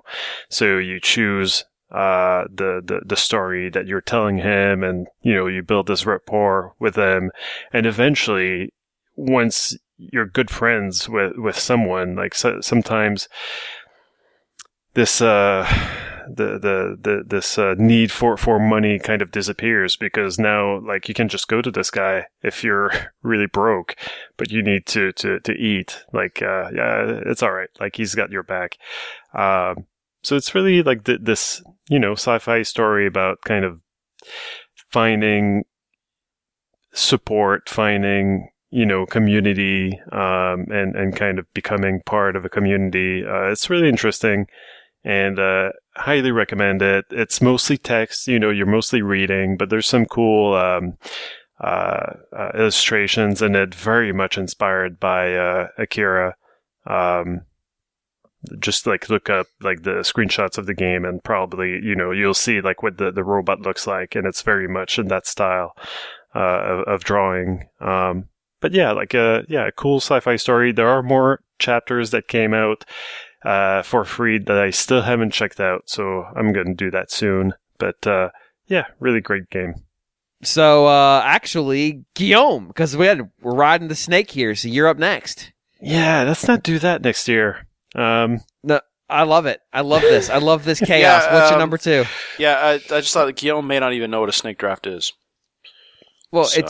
it just loops back around, goes back the other way. Yeah. Right. No, I can figure what I was around for like the snaking and Mario Kart. I know what snakes are like. Yeah, like Yeah, I but can you've never figure done a it. snake draft in a fantasy football league, have you? In a draft. This is now that our is true. fantasy football snake draft for just one game. Let's go. I'm just saying, But- James. But is a Mind your snake audience. draft like? Do you end up just talking, for 2 games in a row for a very long time and no one else is speaking? I mean, we could talk. I'm just trying to give you the Okay. floor. All right. Anyway, it's I'm being yeah. No, it's respectful. good to try something new. I'm sorry. Okay. Yes. All right. Yeah, I'm an artist, not respected in my own time, clearly. So my number 2 game of 2022 is Return to Monkey Island. I'm a fan of the Monkey Island series, so that kind of weighs a bit in the balance. But I think that this game is accessible too for newcomers, but it's not ideal.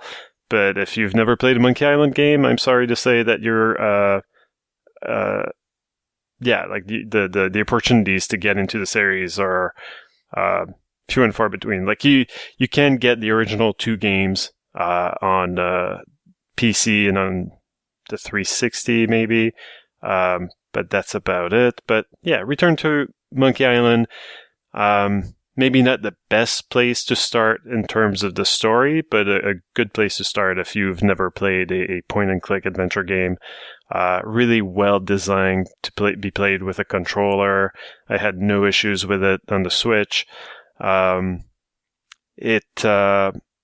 So if you've never played one of these games, like it is mostly kind of a vehicle, like a delivery vehicle for light puzzles and jokes, and so it does that very effectively.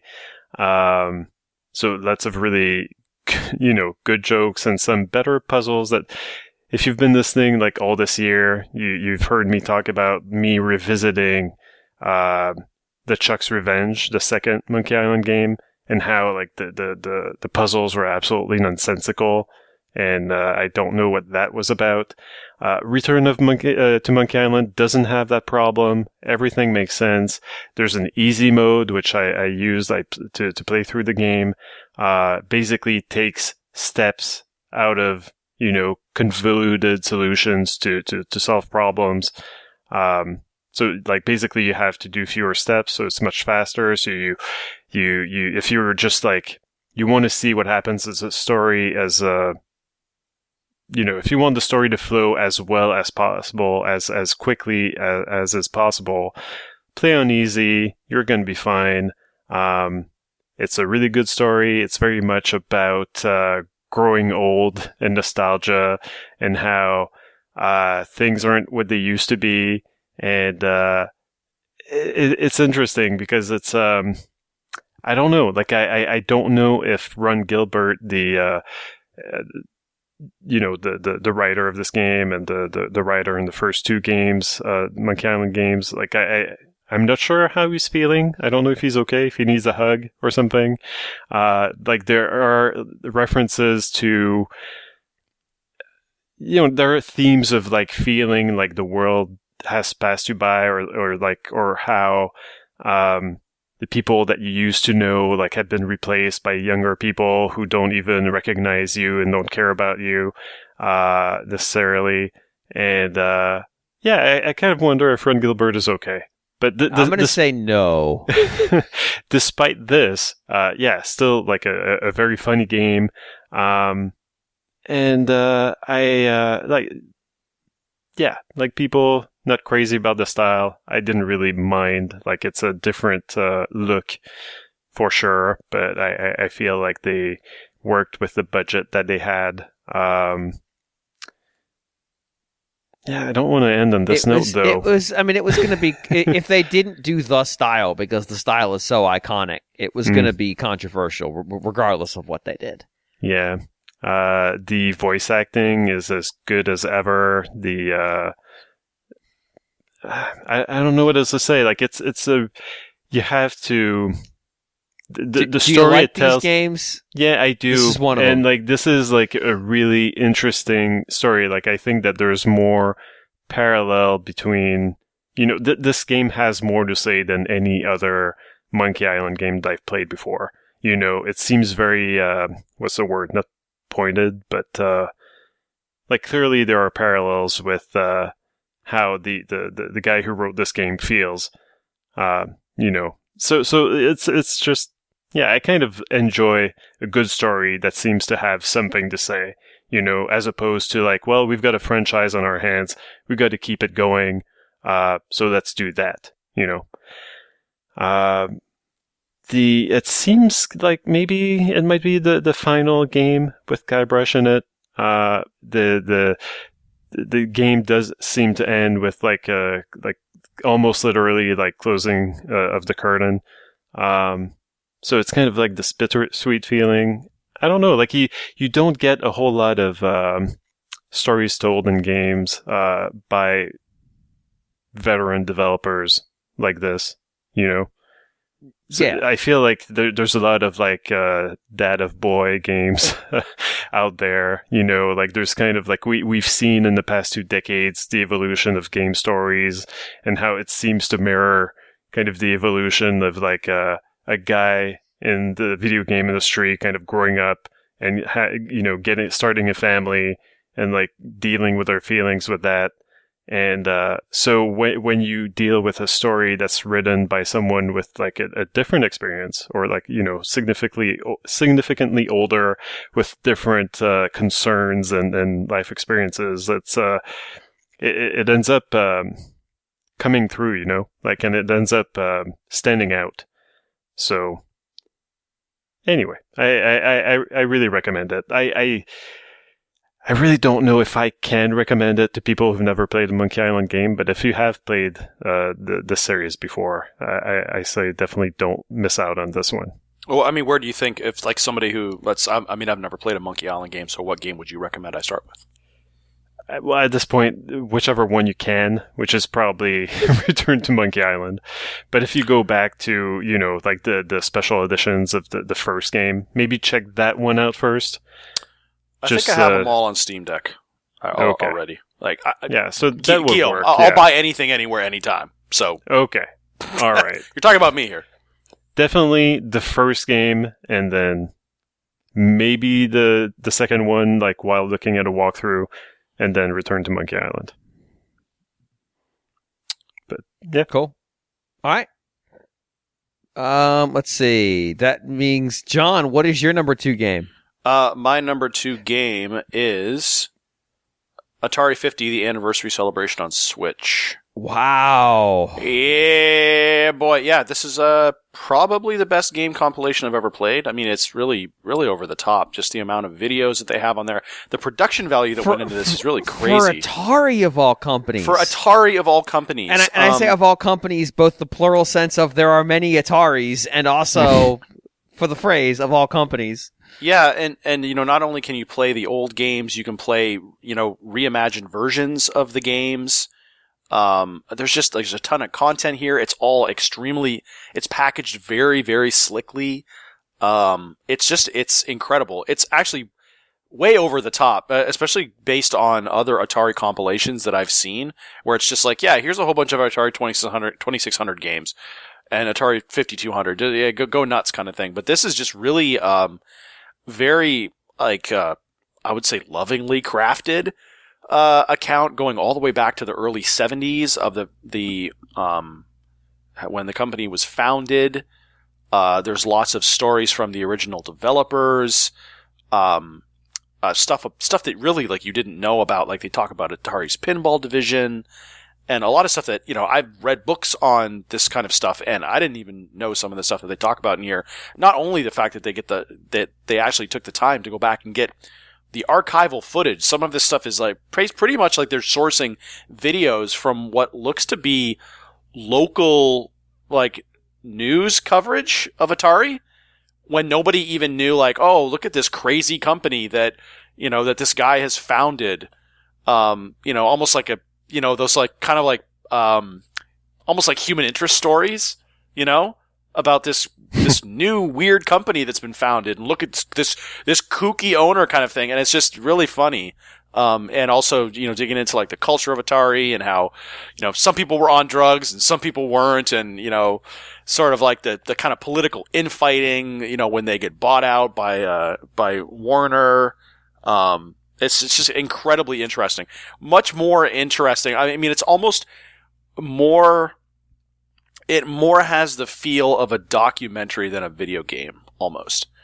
And I say that as the highest compliment. It's a really, really good. So, I mean, I would recommend anybody that's into retro gaming to check this out, because it is really well done. Really over the top, actually. It's really fantastic. So, my number 2. I put that on my wish list, even though I basically hate most Atari games. Yeah. And really just as a time capsule, it's really interesting. There's so much content here that you don't even have to really play the games to get a lot out of it. So that's pretty cool. They're good at what they do. Yeah. All right. That brings me to my number 2. And really, there's 2 games it could be. So this isn't really a huge surprise anymore. For me, the number 2 game of the year is Pokemon Arceus. So this is the first Pokemon game I had played in a while, like a long time.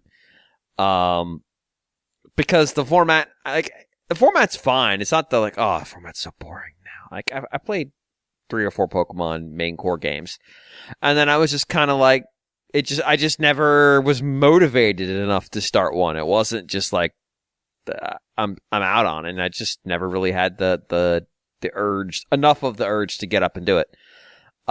This one, with its heavy emphasis on exploration, of entering into unknown territory and just trying to stay on your own feet and accomplish objectives that you set for yourself at your own pace, which is technically true, but also kind of not true, because there's a book with a literal checklist book.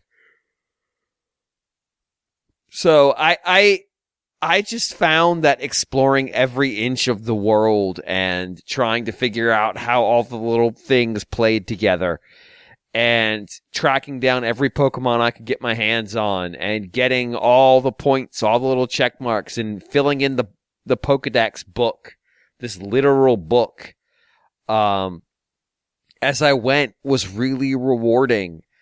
And yeah, getting into the battles, they felt good. They were quick. But really, to me, it was more about just wandering around this world and, stumbling into something that was hidden, or finding a way around a challenge that was giving me issues, or, getting the thing that I needed to see, and just exploring the whole world in, absolute detail before moving on. I mean, we talked about this, Greg, you and I, where it was like, I had 4 stars, I think, before I left the second area or something. I had enough stars to clear the game or something crazy. Yeah, I mean, I think I probably, kind of stuck around and worked it up quite more than maybe they might think a lot of players would, because I really didn't have to do much to kind of advance my research level or whatever until the end game. Basically, right. It was kind of mostly, I was already kind of above that, kind of naturally in the course of my, just kind of the way I was inclined to play the game, because I was naturally tracking above the kind of requirement levels for almost the entire kind of length of the regular story. But you, on the other hand, would way more thorough than that, vastly more. That's the point, isn't it? As you mentioned, is there is quite a lot of scope for just your individual kind of approach to manifest itself here, in terms of how rigorously do you kind of work to because that's the other part of it, isn't it? Yes, you can, you're kind of obliged to fill in these Pokédex entries on Pokemon to, level up that, kind of, overall knowledge base, but you can do it different ways. You can be like, yeah, all right, I'll just catch a shitload of them, or it can be, like using them or all these other things. So I did like that. The fact that it ultimately kind of boils down to, exploring and kind of cataloging and essentially mastering these environments.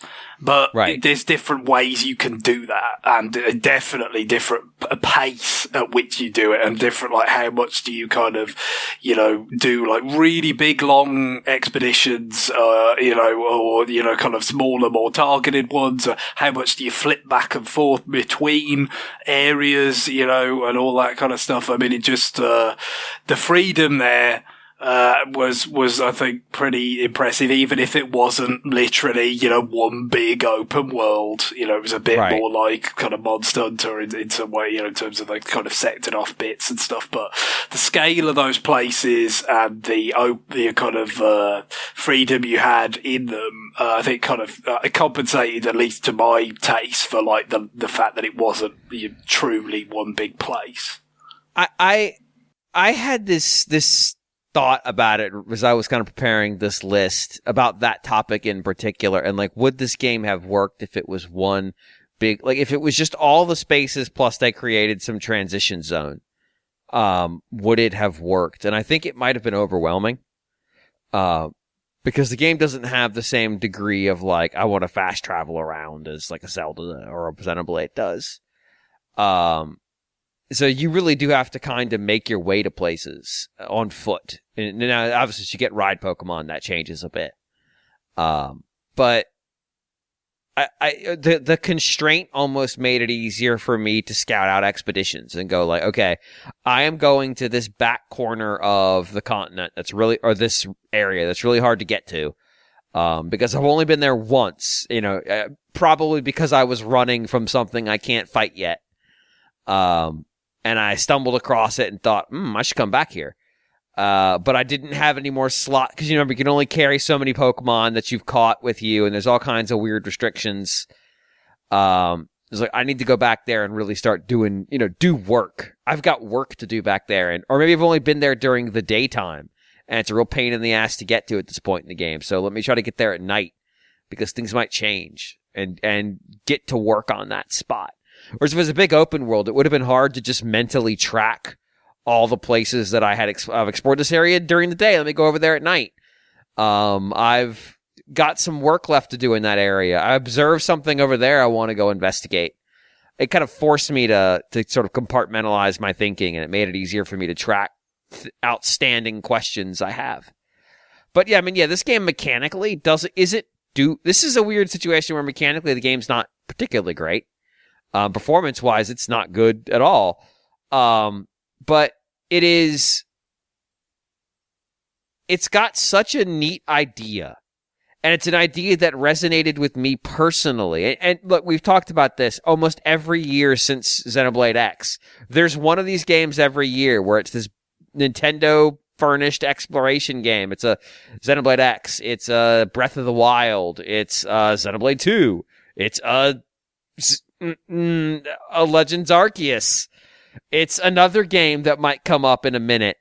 And I just lose all sense of self and just go off on an expedition and really get deep down into like the fine-grained details of the world. And this one definitely did it. But also, this is the first game I've played where it felt like these are actually Pokemon living in a space, doing things. Like Pokemon Snap did that to a degree, but it was all scripted. It was a theme park ride. No, of course, yeah. This is a world in which they inhabit. Like, I want to catch the Rapidash. Every so often I run into him, but he's pretty rare. I'm going to see if I can catch that bastard. And so there's the just whole like, thing of just nailing the actual hitting them with the ball is pretty satisfying. Yeah. Especially some of those where it's like it's a flying one in the air and it's quite far away, but you've got one of those really good, kind of balls that you can just throw on a line.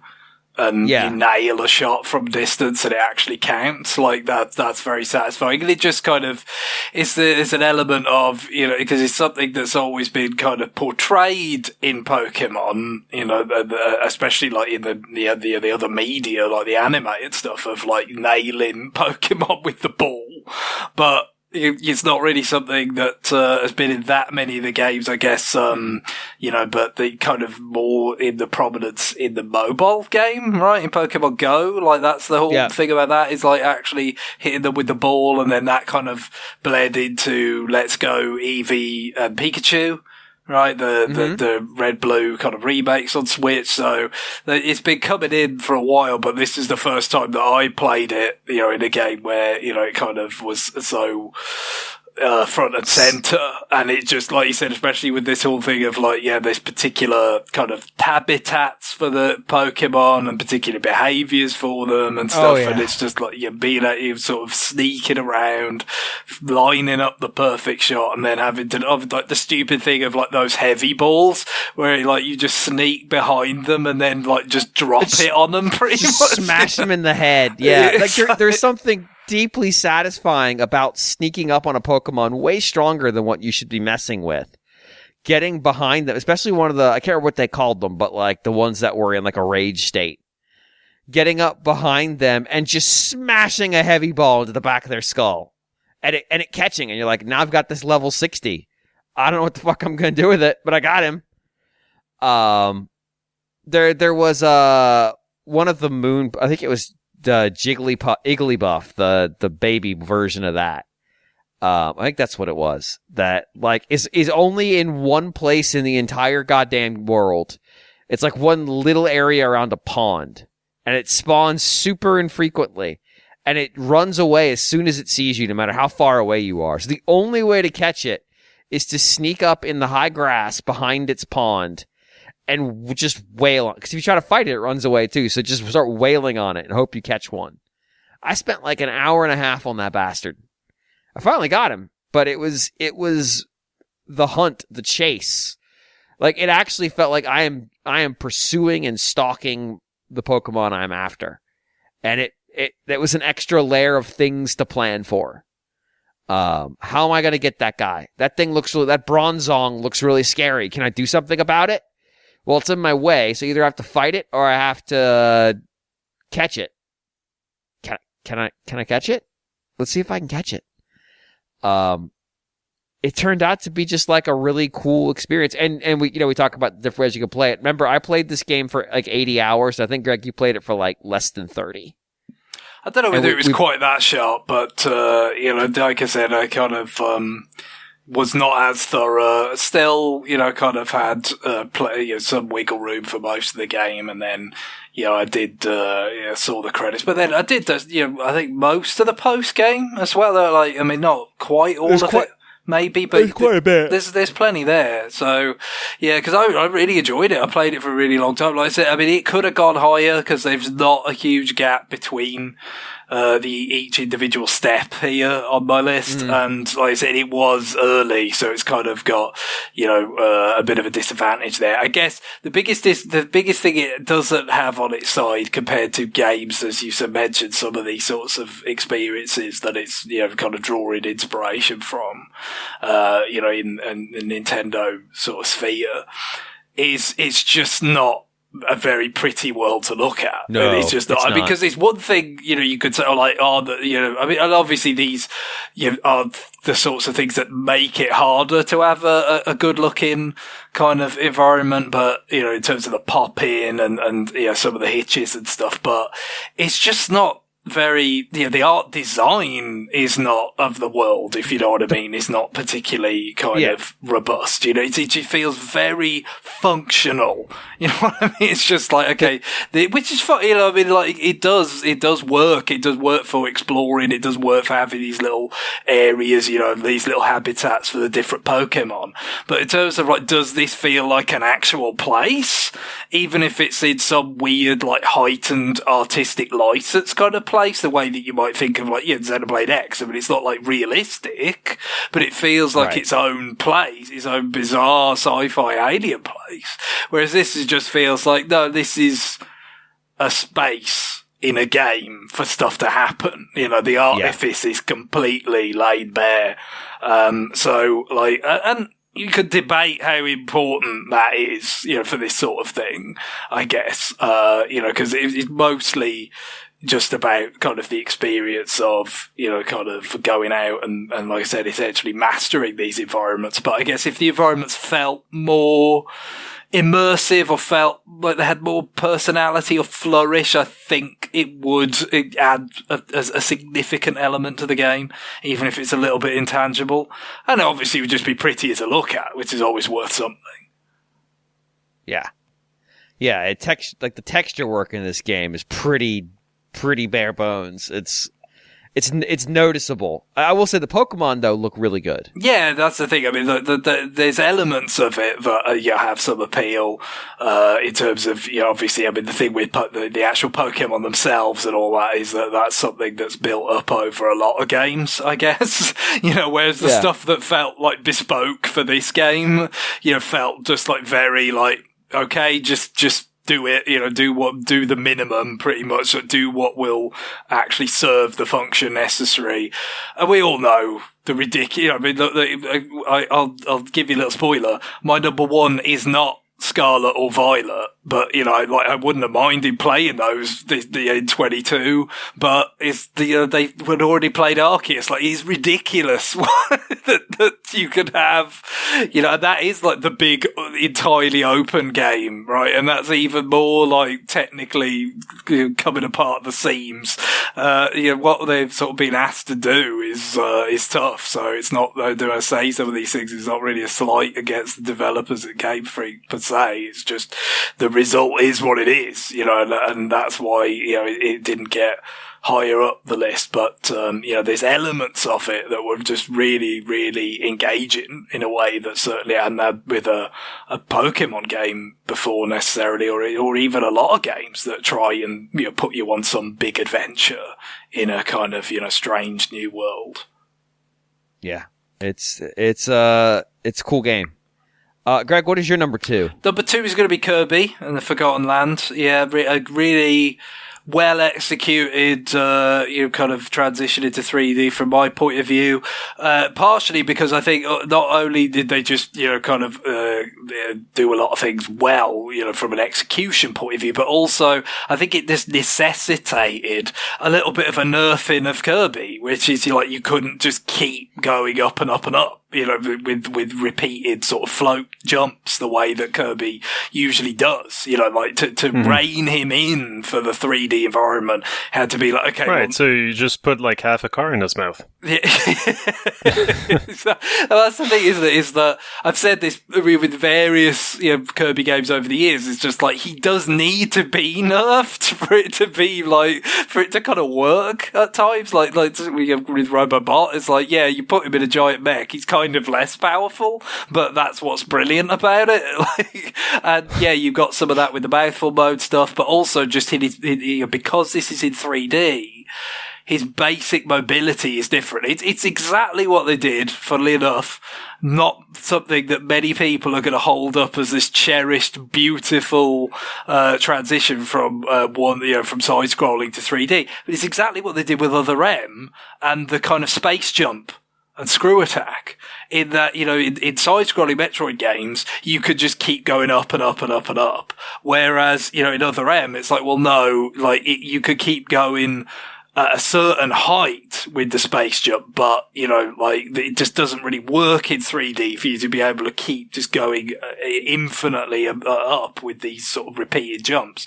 And then that kind of left the grapple beam to be the thing that pulls you up in an environment. And it actually, for me, kind of balanced Samus's moveset more than the 2D games were. And that's what you got with Kirby, is just like, yeah, by the fact that the 3D makes them kind of, say, okay, no, you know, it makes it more important. There's more of an actual, like, legitimate platforming sort of foundation here of like, no, well, Kirby, yes, he could, you know, just keep floating over stuff for ages, but you've got to get that high in the first place. And that's like the quintessence of platformers, isn't it? You know, it's getting up somewhere on platforms. So I kind of feel like it's something that they couldn't have got away with so much in a side-scrolling Kirby game. It's like, yeah, you know the thing Kirby's always been able to do from the first game? Well, he can't do that now. But when you move it into this, like, you know, very Super Mario 3D Land kind of transition to 3D, where it's really quite faithful to side-scroll in most respects, but you've got to make some accommodations for the fact that it is in 3D. It really worked out very, very well. Great looking game as well. Great sounding game, of course. Kirby soundtracks are always really good. This one is no exception. And, you know, plenty of stuff to do. I pretty much did absolutely everything, including the, like, secret, turbo extra hard version of the last boss in the arena and all that. That's become a kind of Kirby staple. Yeah, great stuff. I mean, there's not much. I didn't really put many feet wrong, if that's a phrase, with this one. I think they did a great job, considering it is, you know, the first time that they've actually released a 3D Kirby game. Anyway, I can only assume, you know, that there were quite a few aborted kind of experiments over the years, and maybe they, you know, kind of fed into, you know, this actually turning out rather well, you know, the first time at it. But then, yeah, for the last one, might have already guessed, it's Xenoblade 3. That is the number one. It just couldn't really come up with. Again, I wouldn't say it's leagues above the others, but I couldn't really come up with an argument for any of the others to take its place.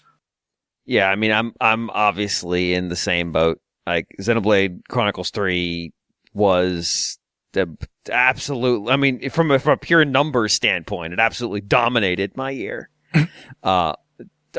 140 hours basically, and a 3-hour podcast that I recorded and edited, actually almost 4. Yeah, it was better part 4.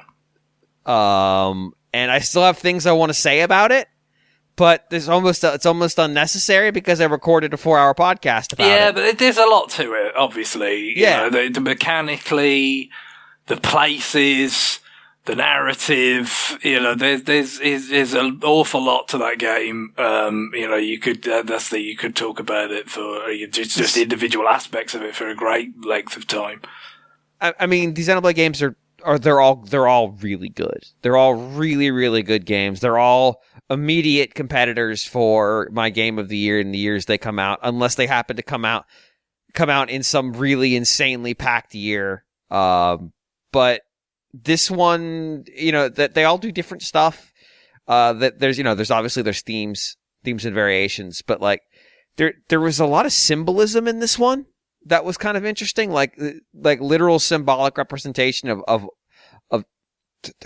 dare I say subtext, which is not something Xenoblade 2 ever cared about having subtext. It was very interested in having text and only the text. But there, you know, there's, this is, I don't know that I would call the story allegorical, but I mean that the characters here are filling in archetypes for a statement about a society that is not this game's society. Oh, like sure, yeah. I mean, I couldn't help but look at it a little. I don't think this came up in the spoiler cast. It's certainly something I'd thought of before that, and maybe I just didn't get around to, because again, there was a lot to talk about. But I couldn't help but look at it from a specifically Japanese point of view, in the sense of, you know, the fact that they get, not to give too much away for people who, because this is not a spoiler cast, but, you know, the game's villains are a bunch of old people, you know, basically. Yes. You know, they have the exclusive privilege in this world of being old, you know, and then, you know, all the shit that the sort of the young people have to go through essentially just serves to prolong their lives, and, you know, they just get to revel in it. Basically, they get to revel while all the young people suffer and die, and it's like, I don't know, not nearly well educated enough on the specifics of Japanese, sort of culture and the current circumstances there to know exactly how it connects. But you just feel like with their demographics and power structures, there's it's got to be something that kind of informed that. Well, and to not only is power completely vested in the hands of the old, the young are treated as a finite but yet somehow disposable resource, which is a very particular situation when there's just not that many young people in Japan. Like it's a real problem. But the administration of government is taking extremely conservative positions. It's again, without getting into spoilers, and has strongly embraced rising militarism. You could argue this might be a political allegory for the current political situation going on in Japan. You could also argue it's an allegory for a non-military conversation, for a non-governmental conversation. It's an internal allegory for the kind of struggle that we all go through. Because nobody, like the core conflict of that game, again, it's not a spoiler cast, is ultimately an internal conflict. It's conflict that everybody faces, and how you deal with it, and how you decide to push forward. There's a degree of nuance that certainly Xenoblade 2 wasn't. Maybe with the exception of Amalthus's character, but that's just a nihilistic nuance. Is there space for nuance and nihilism? I don't know. Maybe. I'm gonna find it if there is. I think he already did. It's amazing. I'm gonna be the first one to find it. I don't care about anything except ending everything is kind of a weird perspective. But there's like a real flexibility in how like what felt like a very rigid world they were setting up, and how characters react and how they evolve and how they change, and how you see that they don't stop the game and go, let's world build. Instead, you sort of like discover the world as you move through it, as you talk to people. You become aware that things that we talked about the spoiler cast, it's not really a spoiler, that not all colonies are the same, even though this is a military organization and they should be enforcing sort of a rigid sameness. In actuality, there's real logic in how these things built and how they were set up and how they behave and how they act and how their specific location influences the structures and the people, how the people change, even though the people are constantly flowing in and out of this thing. Yeah, I mean, I'm sure there's plenty of nits one could pick in terms of does this entirely make sense or that? But as a general thing, I was impressed. To me, it just seemed like there was an extraordinary amount of thought that went into.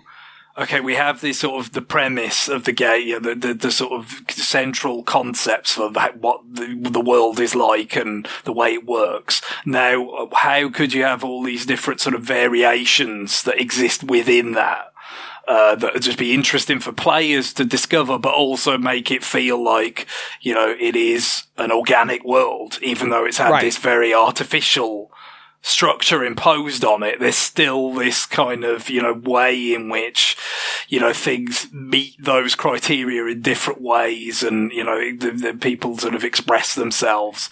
And it just felt like they thought about it a ridiculous amount. And everything, everything they said about the kind of perfunctory sort of functional nature of the world design in Arceus is the exact opposite in Xenoblade 3. Like, everything is so artistically created, so that it looks beautiful, that it works, but it all just feels like it's sort of fantastical, of course, it's on this sort of scale that's very, very impressive and, makes you feel like you've gone to another place. space, but on the other hand, it's sort of richness, and that also makes it feel like it's a place you can get lost in. That it's got enough like verisimilitude to kind of just slide into it, and that's very true about a lot of the aspects of the game. It's just so rich. The music,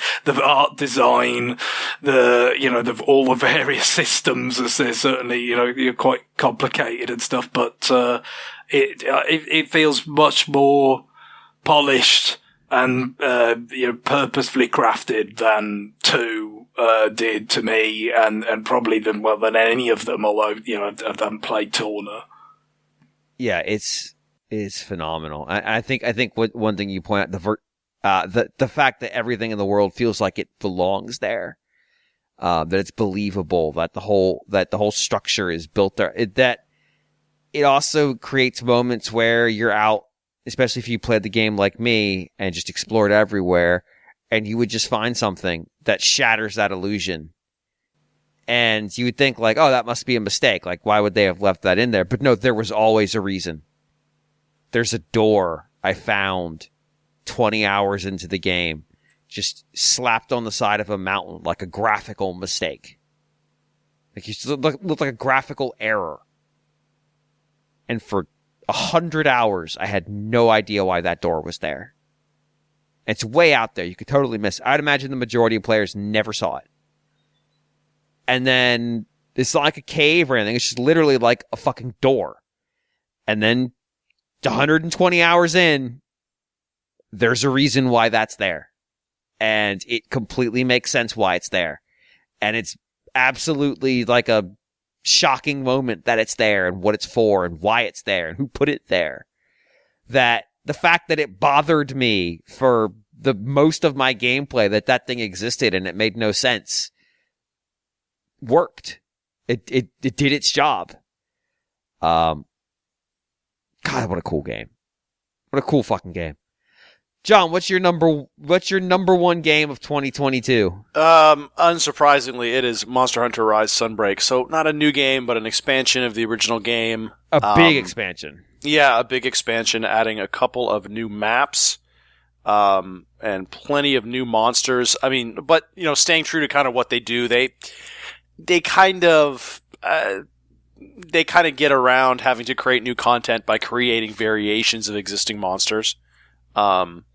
I mean, they do have a couple of new ones, but that's typically what they do, is they have a couple of new monsters, and then they have variations of ones that already exist, like Risen Teostra, and, they have some sort of Lucent Nargacuga, right? So they always have, they always kind of do a palette swap, I guess you could call it, or like a repackaging of the existing monster with some sort of new theme, like either it's fire-based or it's, I think Lucent Nargacuga is sort of ice-based or something like that. And of course, the monsters are more difficult. And they've, added a couple of new systems. The big theme in Sunbreak is that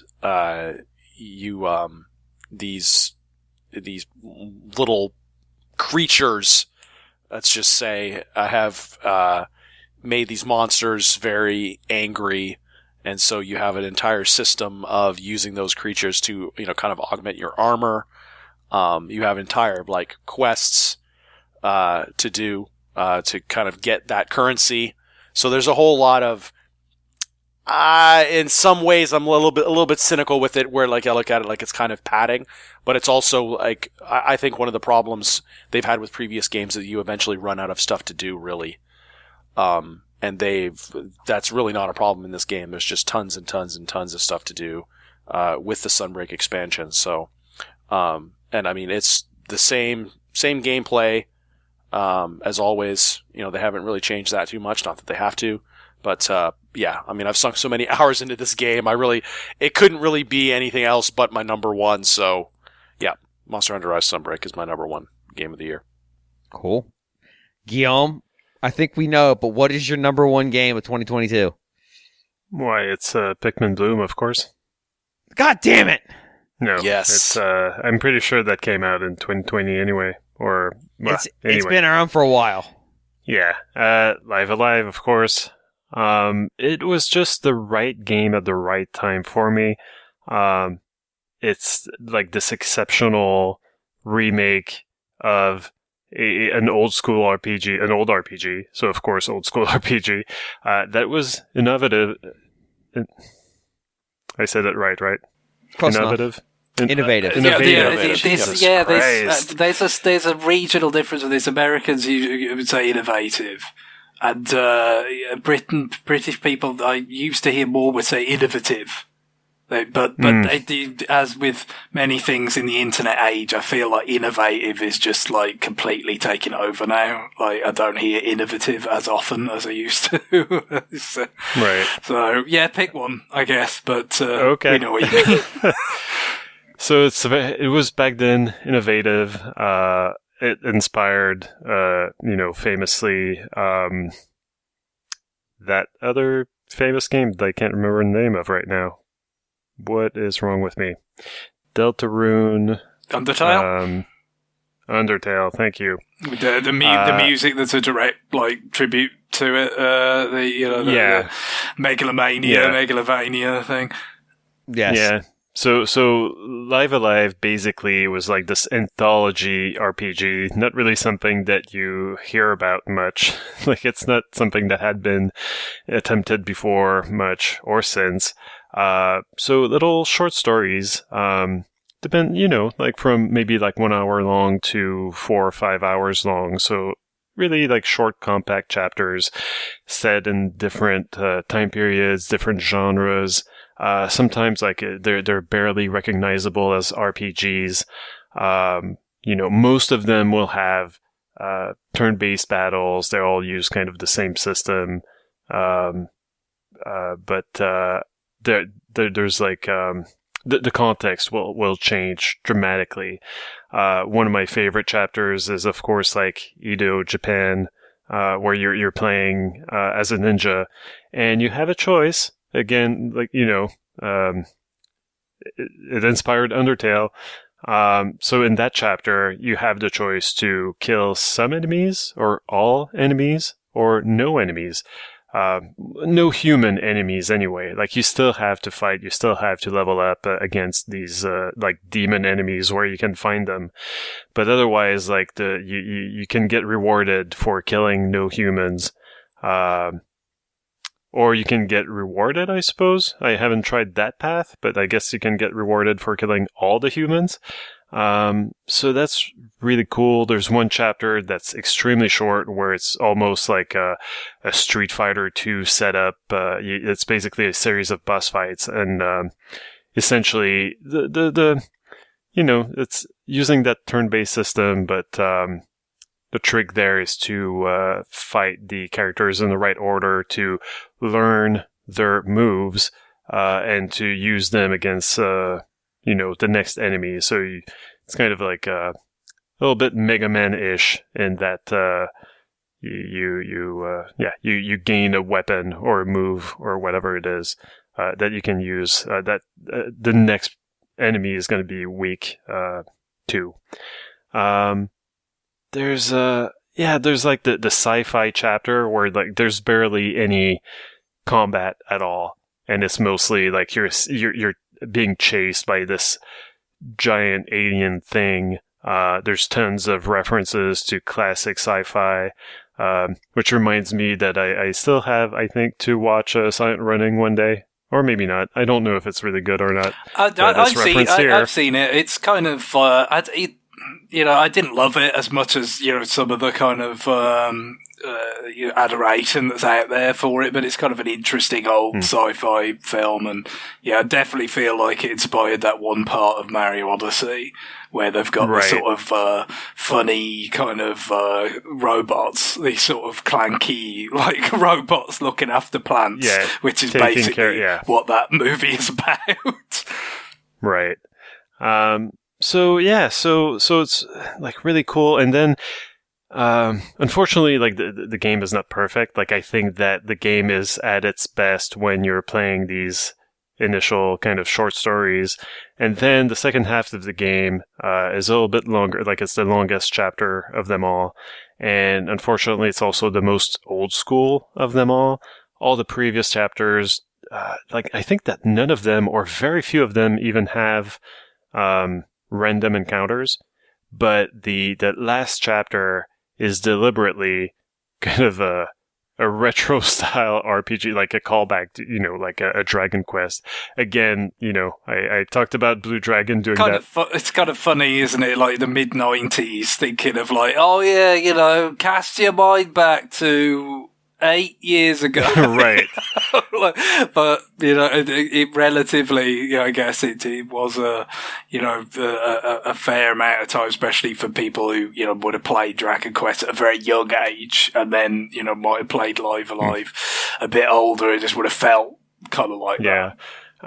So what happens in that one? Yeah. So the random encounters are there, so that's kind of a bummer because I was appreciating the fact that there were none or very few up to that point.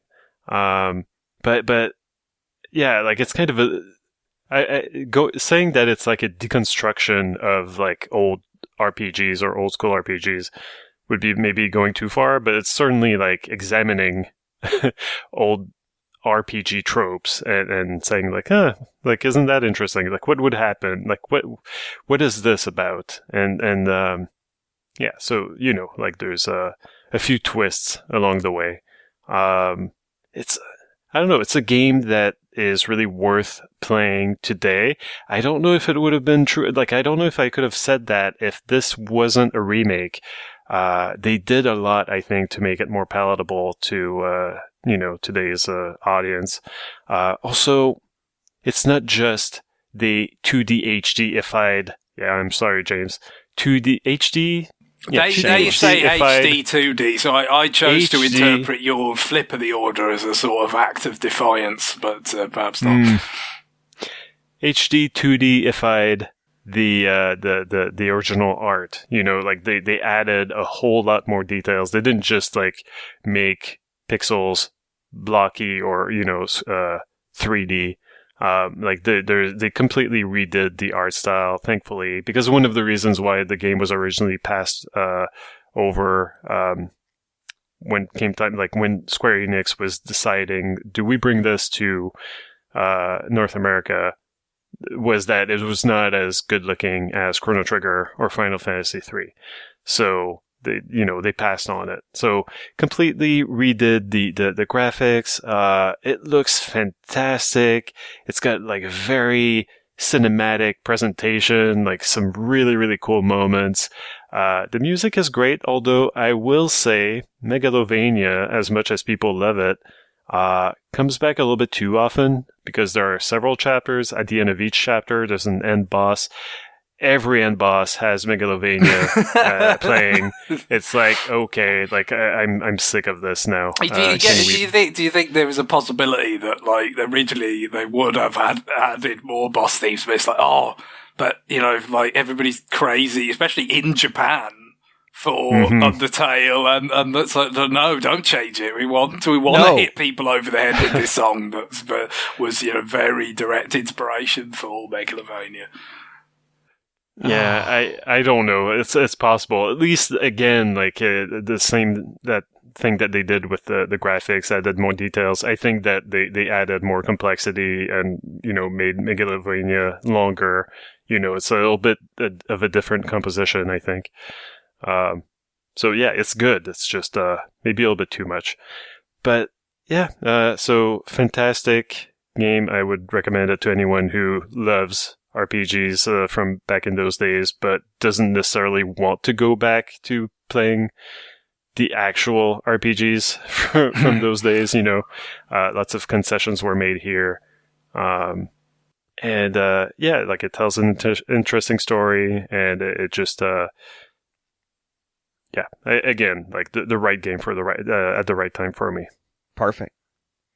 All right. Well, we're kind of up against it, so I don't know that we need to do honorable mentions unless somebody has something that they're screaming for. Well, I'll just do the sort of, the bit where you're getting played off at the Oscars acceptance speech. All right. Yeah, I'll just read them off, though, because, I mean, my list was pretty boring in terms of, like, it's just a lot of the major Nintendo releases, which, it's just like, I kind of am loath to have it be that unimaginative, but that's just how I felt. But I've got some, stuff that's a little bit off the beaten path. So I've got Melatonin, I talked about recently, the Rhythm Heaven kind of style game, indie style, that I really enjoyed that. That came really close to getting in.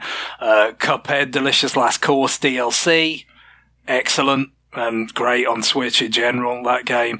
Electhead, an indie game with a sort of very, kind of stark retro aesthetic with some fun kind of puzzle solving. The Klonoa Fantasy Reverie series remake port of the Klonoa 1 and 2. Very enjoyable to go back to those. Sunbreak, excellent.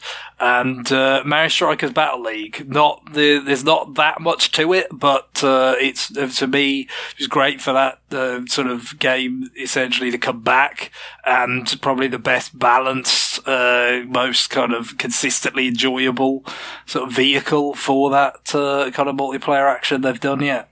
Cool. Guillaume, John, you got any honorable mentions?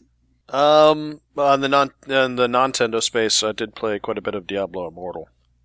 So I enjoyed that, even though I'm not really playing it right at the moment. Fact. I've dipped out of it, but yeah, it's a really good, for a mobile Diablo game, it's great. So cool. Nintendo Pentiment, really good. I'll probably talk about it again, maybe next week. I need, we finished it a while ago, but I feel like, I would definitely have more to say about it. And Karen already started another game, just to try different things, make different choices in the game. So I'll talk about that, next time. But yeah, Bayo 3, Mario plus Rabbids, I feel like I both haven't played enough of either to put them in the list, but also I have played enough of them to know that probably it was a good idea to leave them off the list. Fair. Other than that, I didn't want to pull a Lindemann and say Doom 64 and Final Fantasy 12 and Pinball FX3 are more games of the 2022, so I did not do that. But I did play a lot of games from the past years as well. God, I mostly live in the past. Yeah. Well, on that. You can do both, John.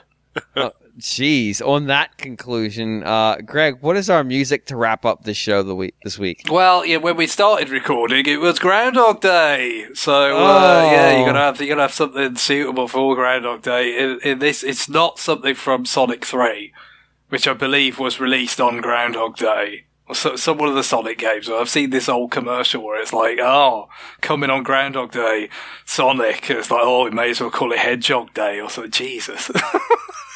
No, it's not that. Was that a UK thing? I don't know. I've seen this on the internet, and it's just doing the rounds on Groundhog Day, and it's like, I don't know what Groundhog Day is. Don't tie your release to. Yeah, I don't know. I don't know. What's that? I mean, because I'm trying to think if that. When that would have lined up with when the film actually came out, because obviously it was early mid-90s was the sort of same time around when Sonic was getting ridiculously big. But anyway, it's not Sonic. No, the Nintendo Groundhog Day adjacent thing to do is Majora's Mask, because it's about being trapped in a cycle of 3 days, admittedly, and whatever weird holiday that Clocktown observes where they have the fireworks and everything. I don't think it's got anything to do with a particular animal. But yeah, I mean, it seemed to have some inspiration from that concept of being trapped in this loop and doing stuff. So, I have chosen something from a kind of arranged album that came out, I think, shortly after the game did. So when, Ocarina of Time had a symphonic album that came out a bit afterwards, with actual, live instruments doing versions of the songs from the game. Now, with Majora's Mask, they did not do that. It's called orchestrations or something. So it's basically just higher quality synth than what the N64 could offer. Is the first thing. But also, they could have very much embellished the song. So they could have added intros and like middle eights and stuff. Because a lot of those are like really tight loops. There's not a lot there, really.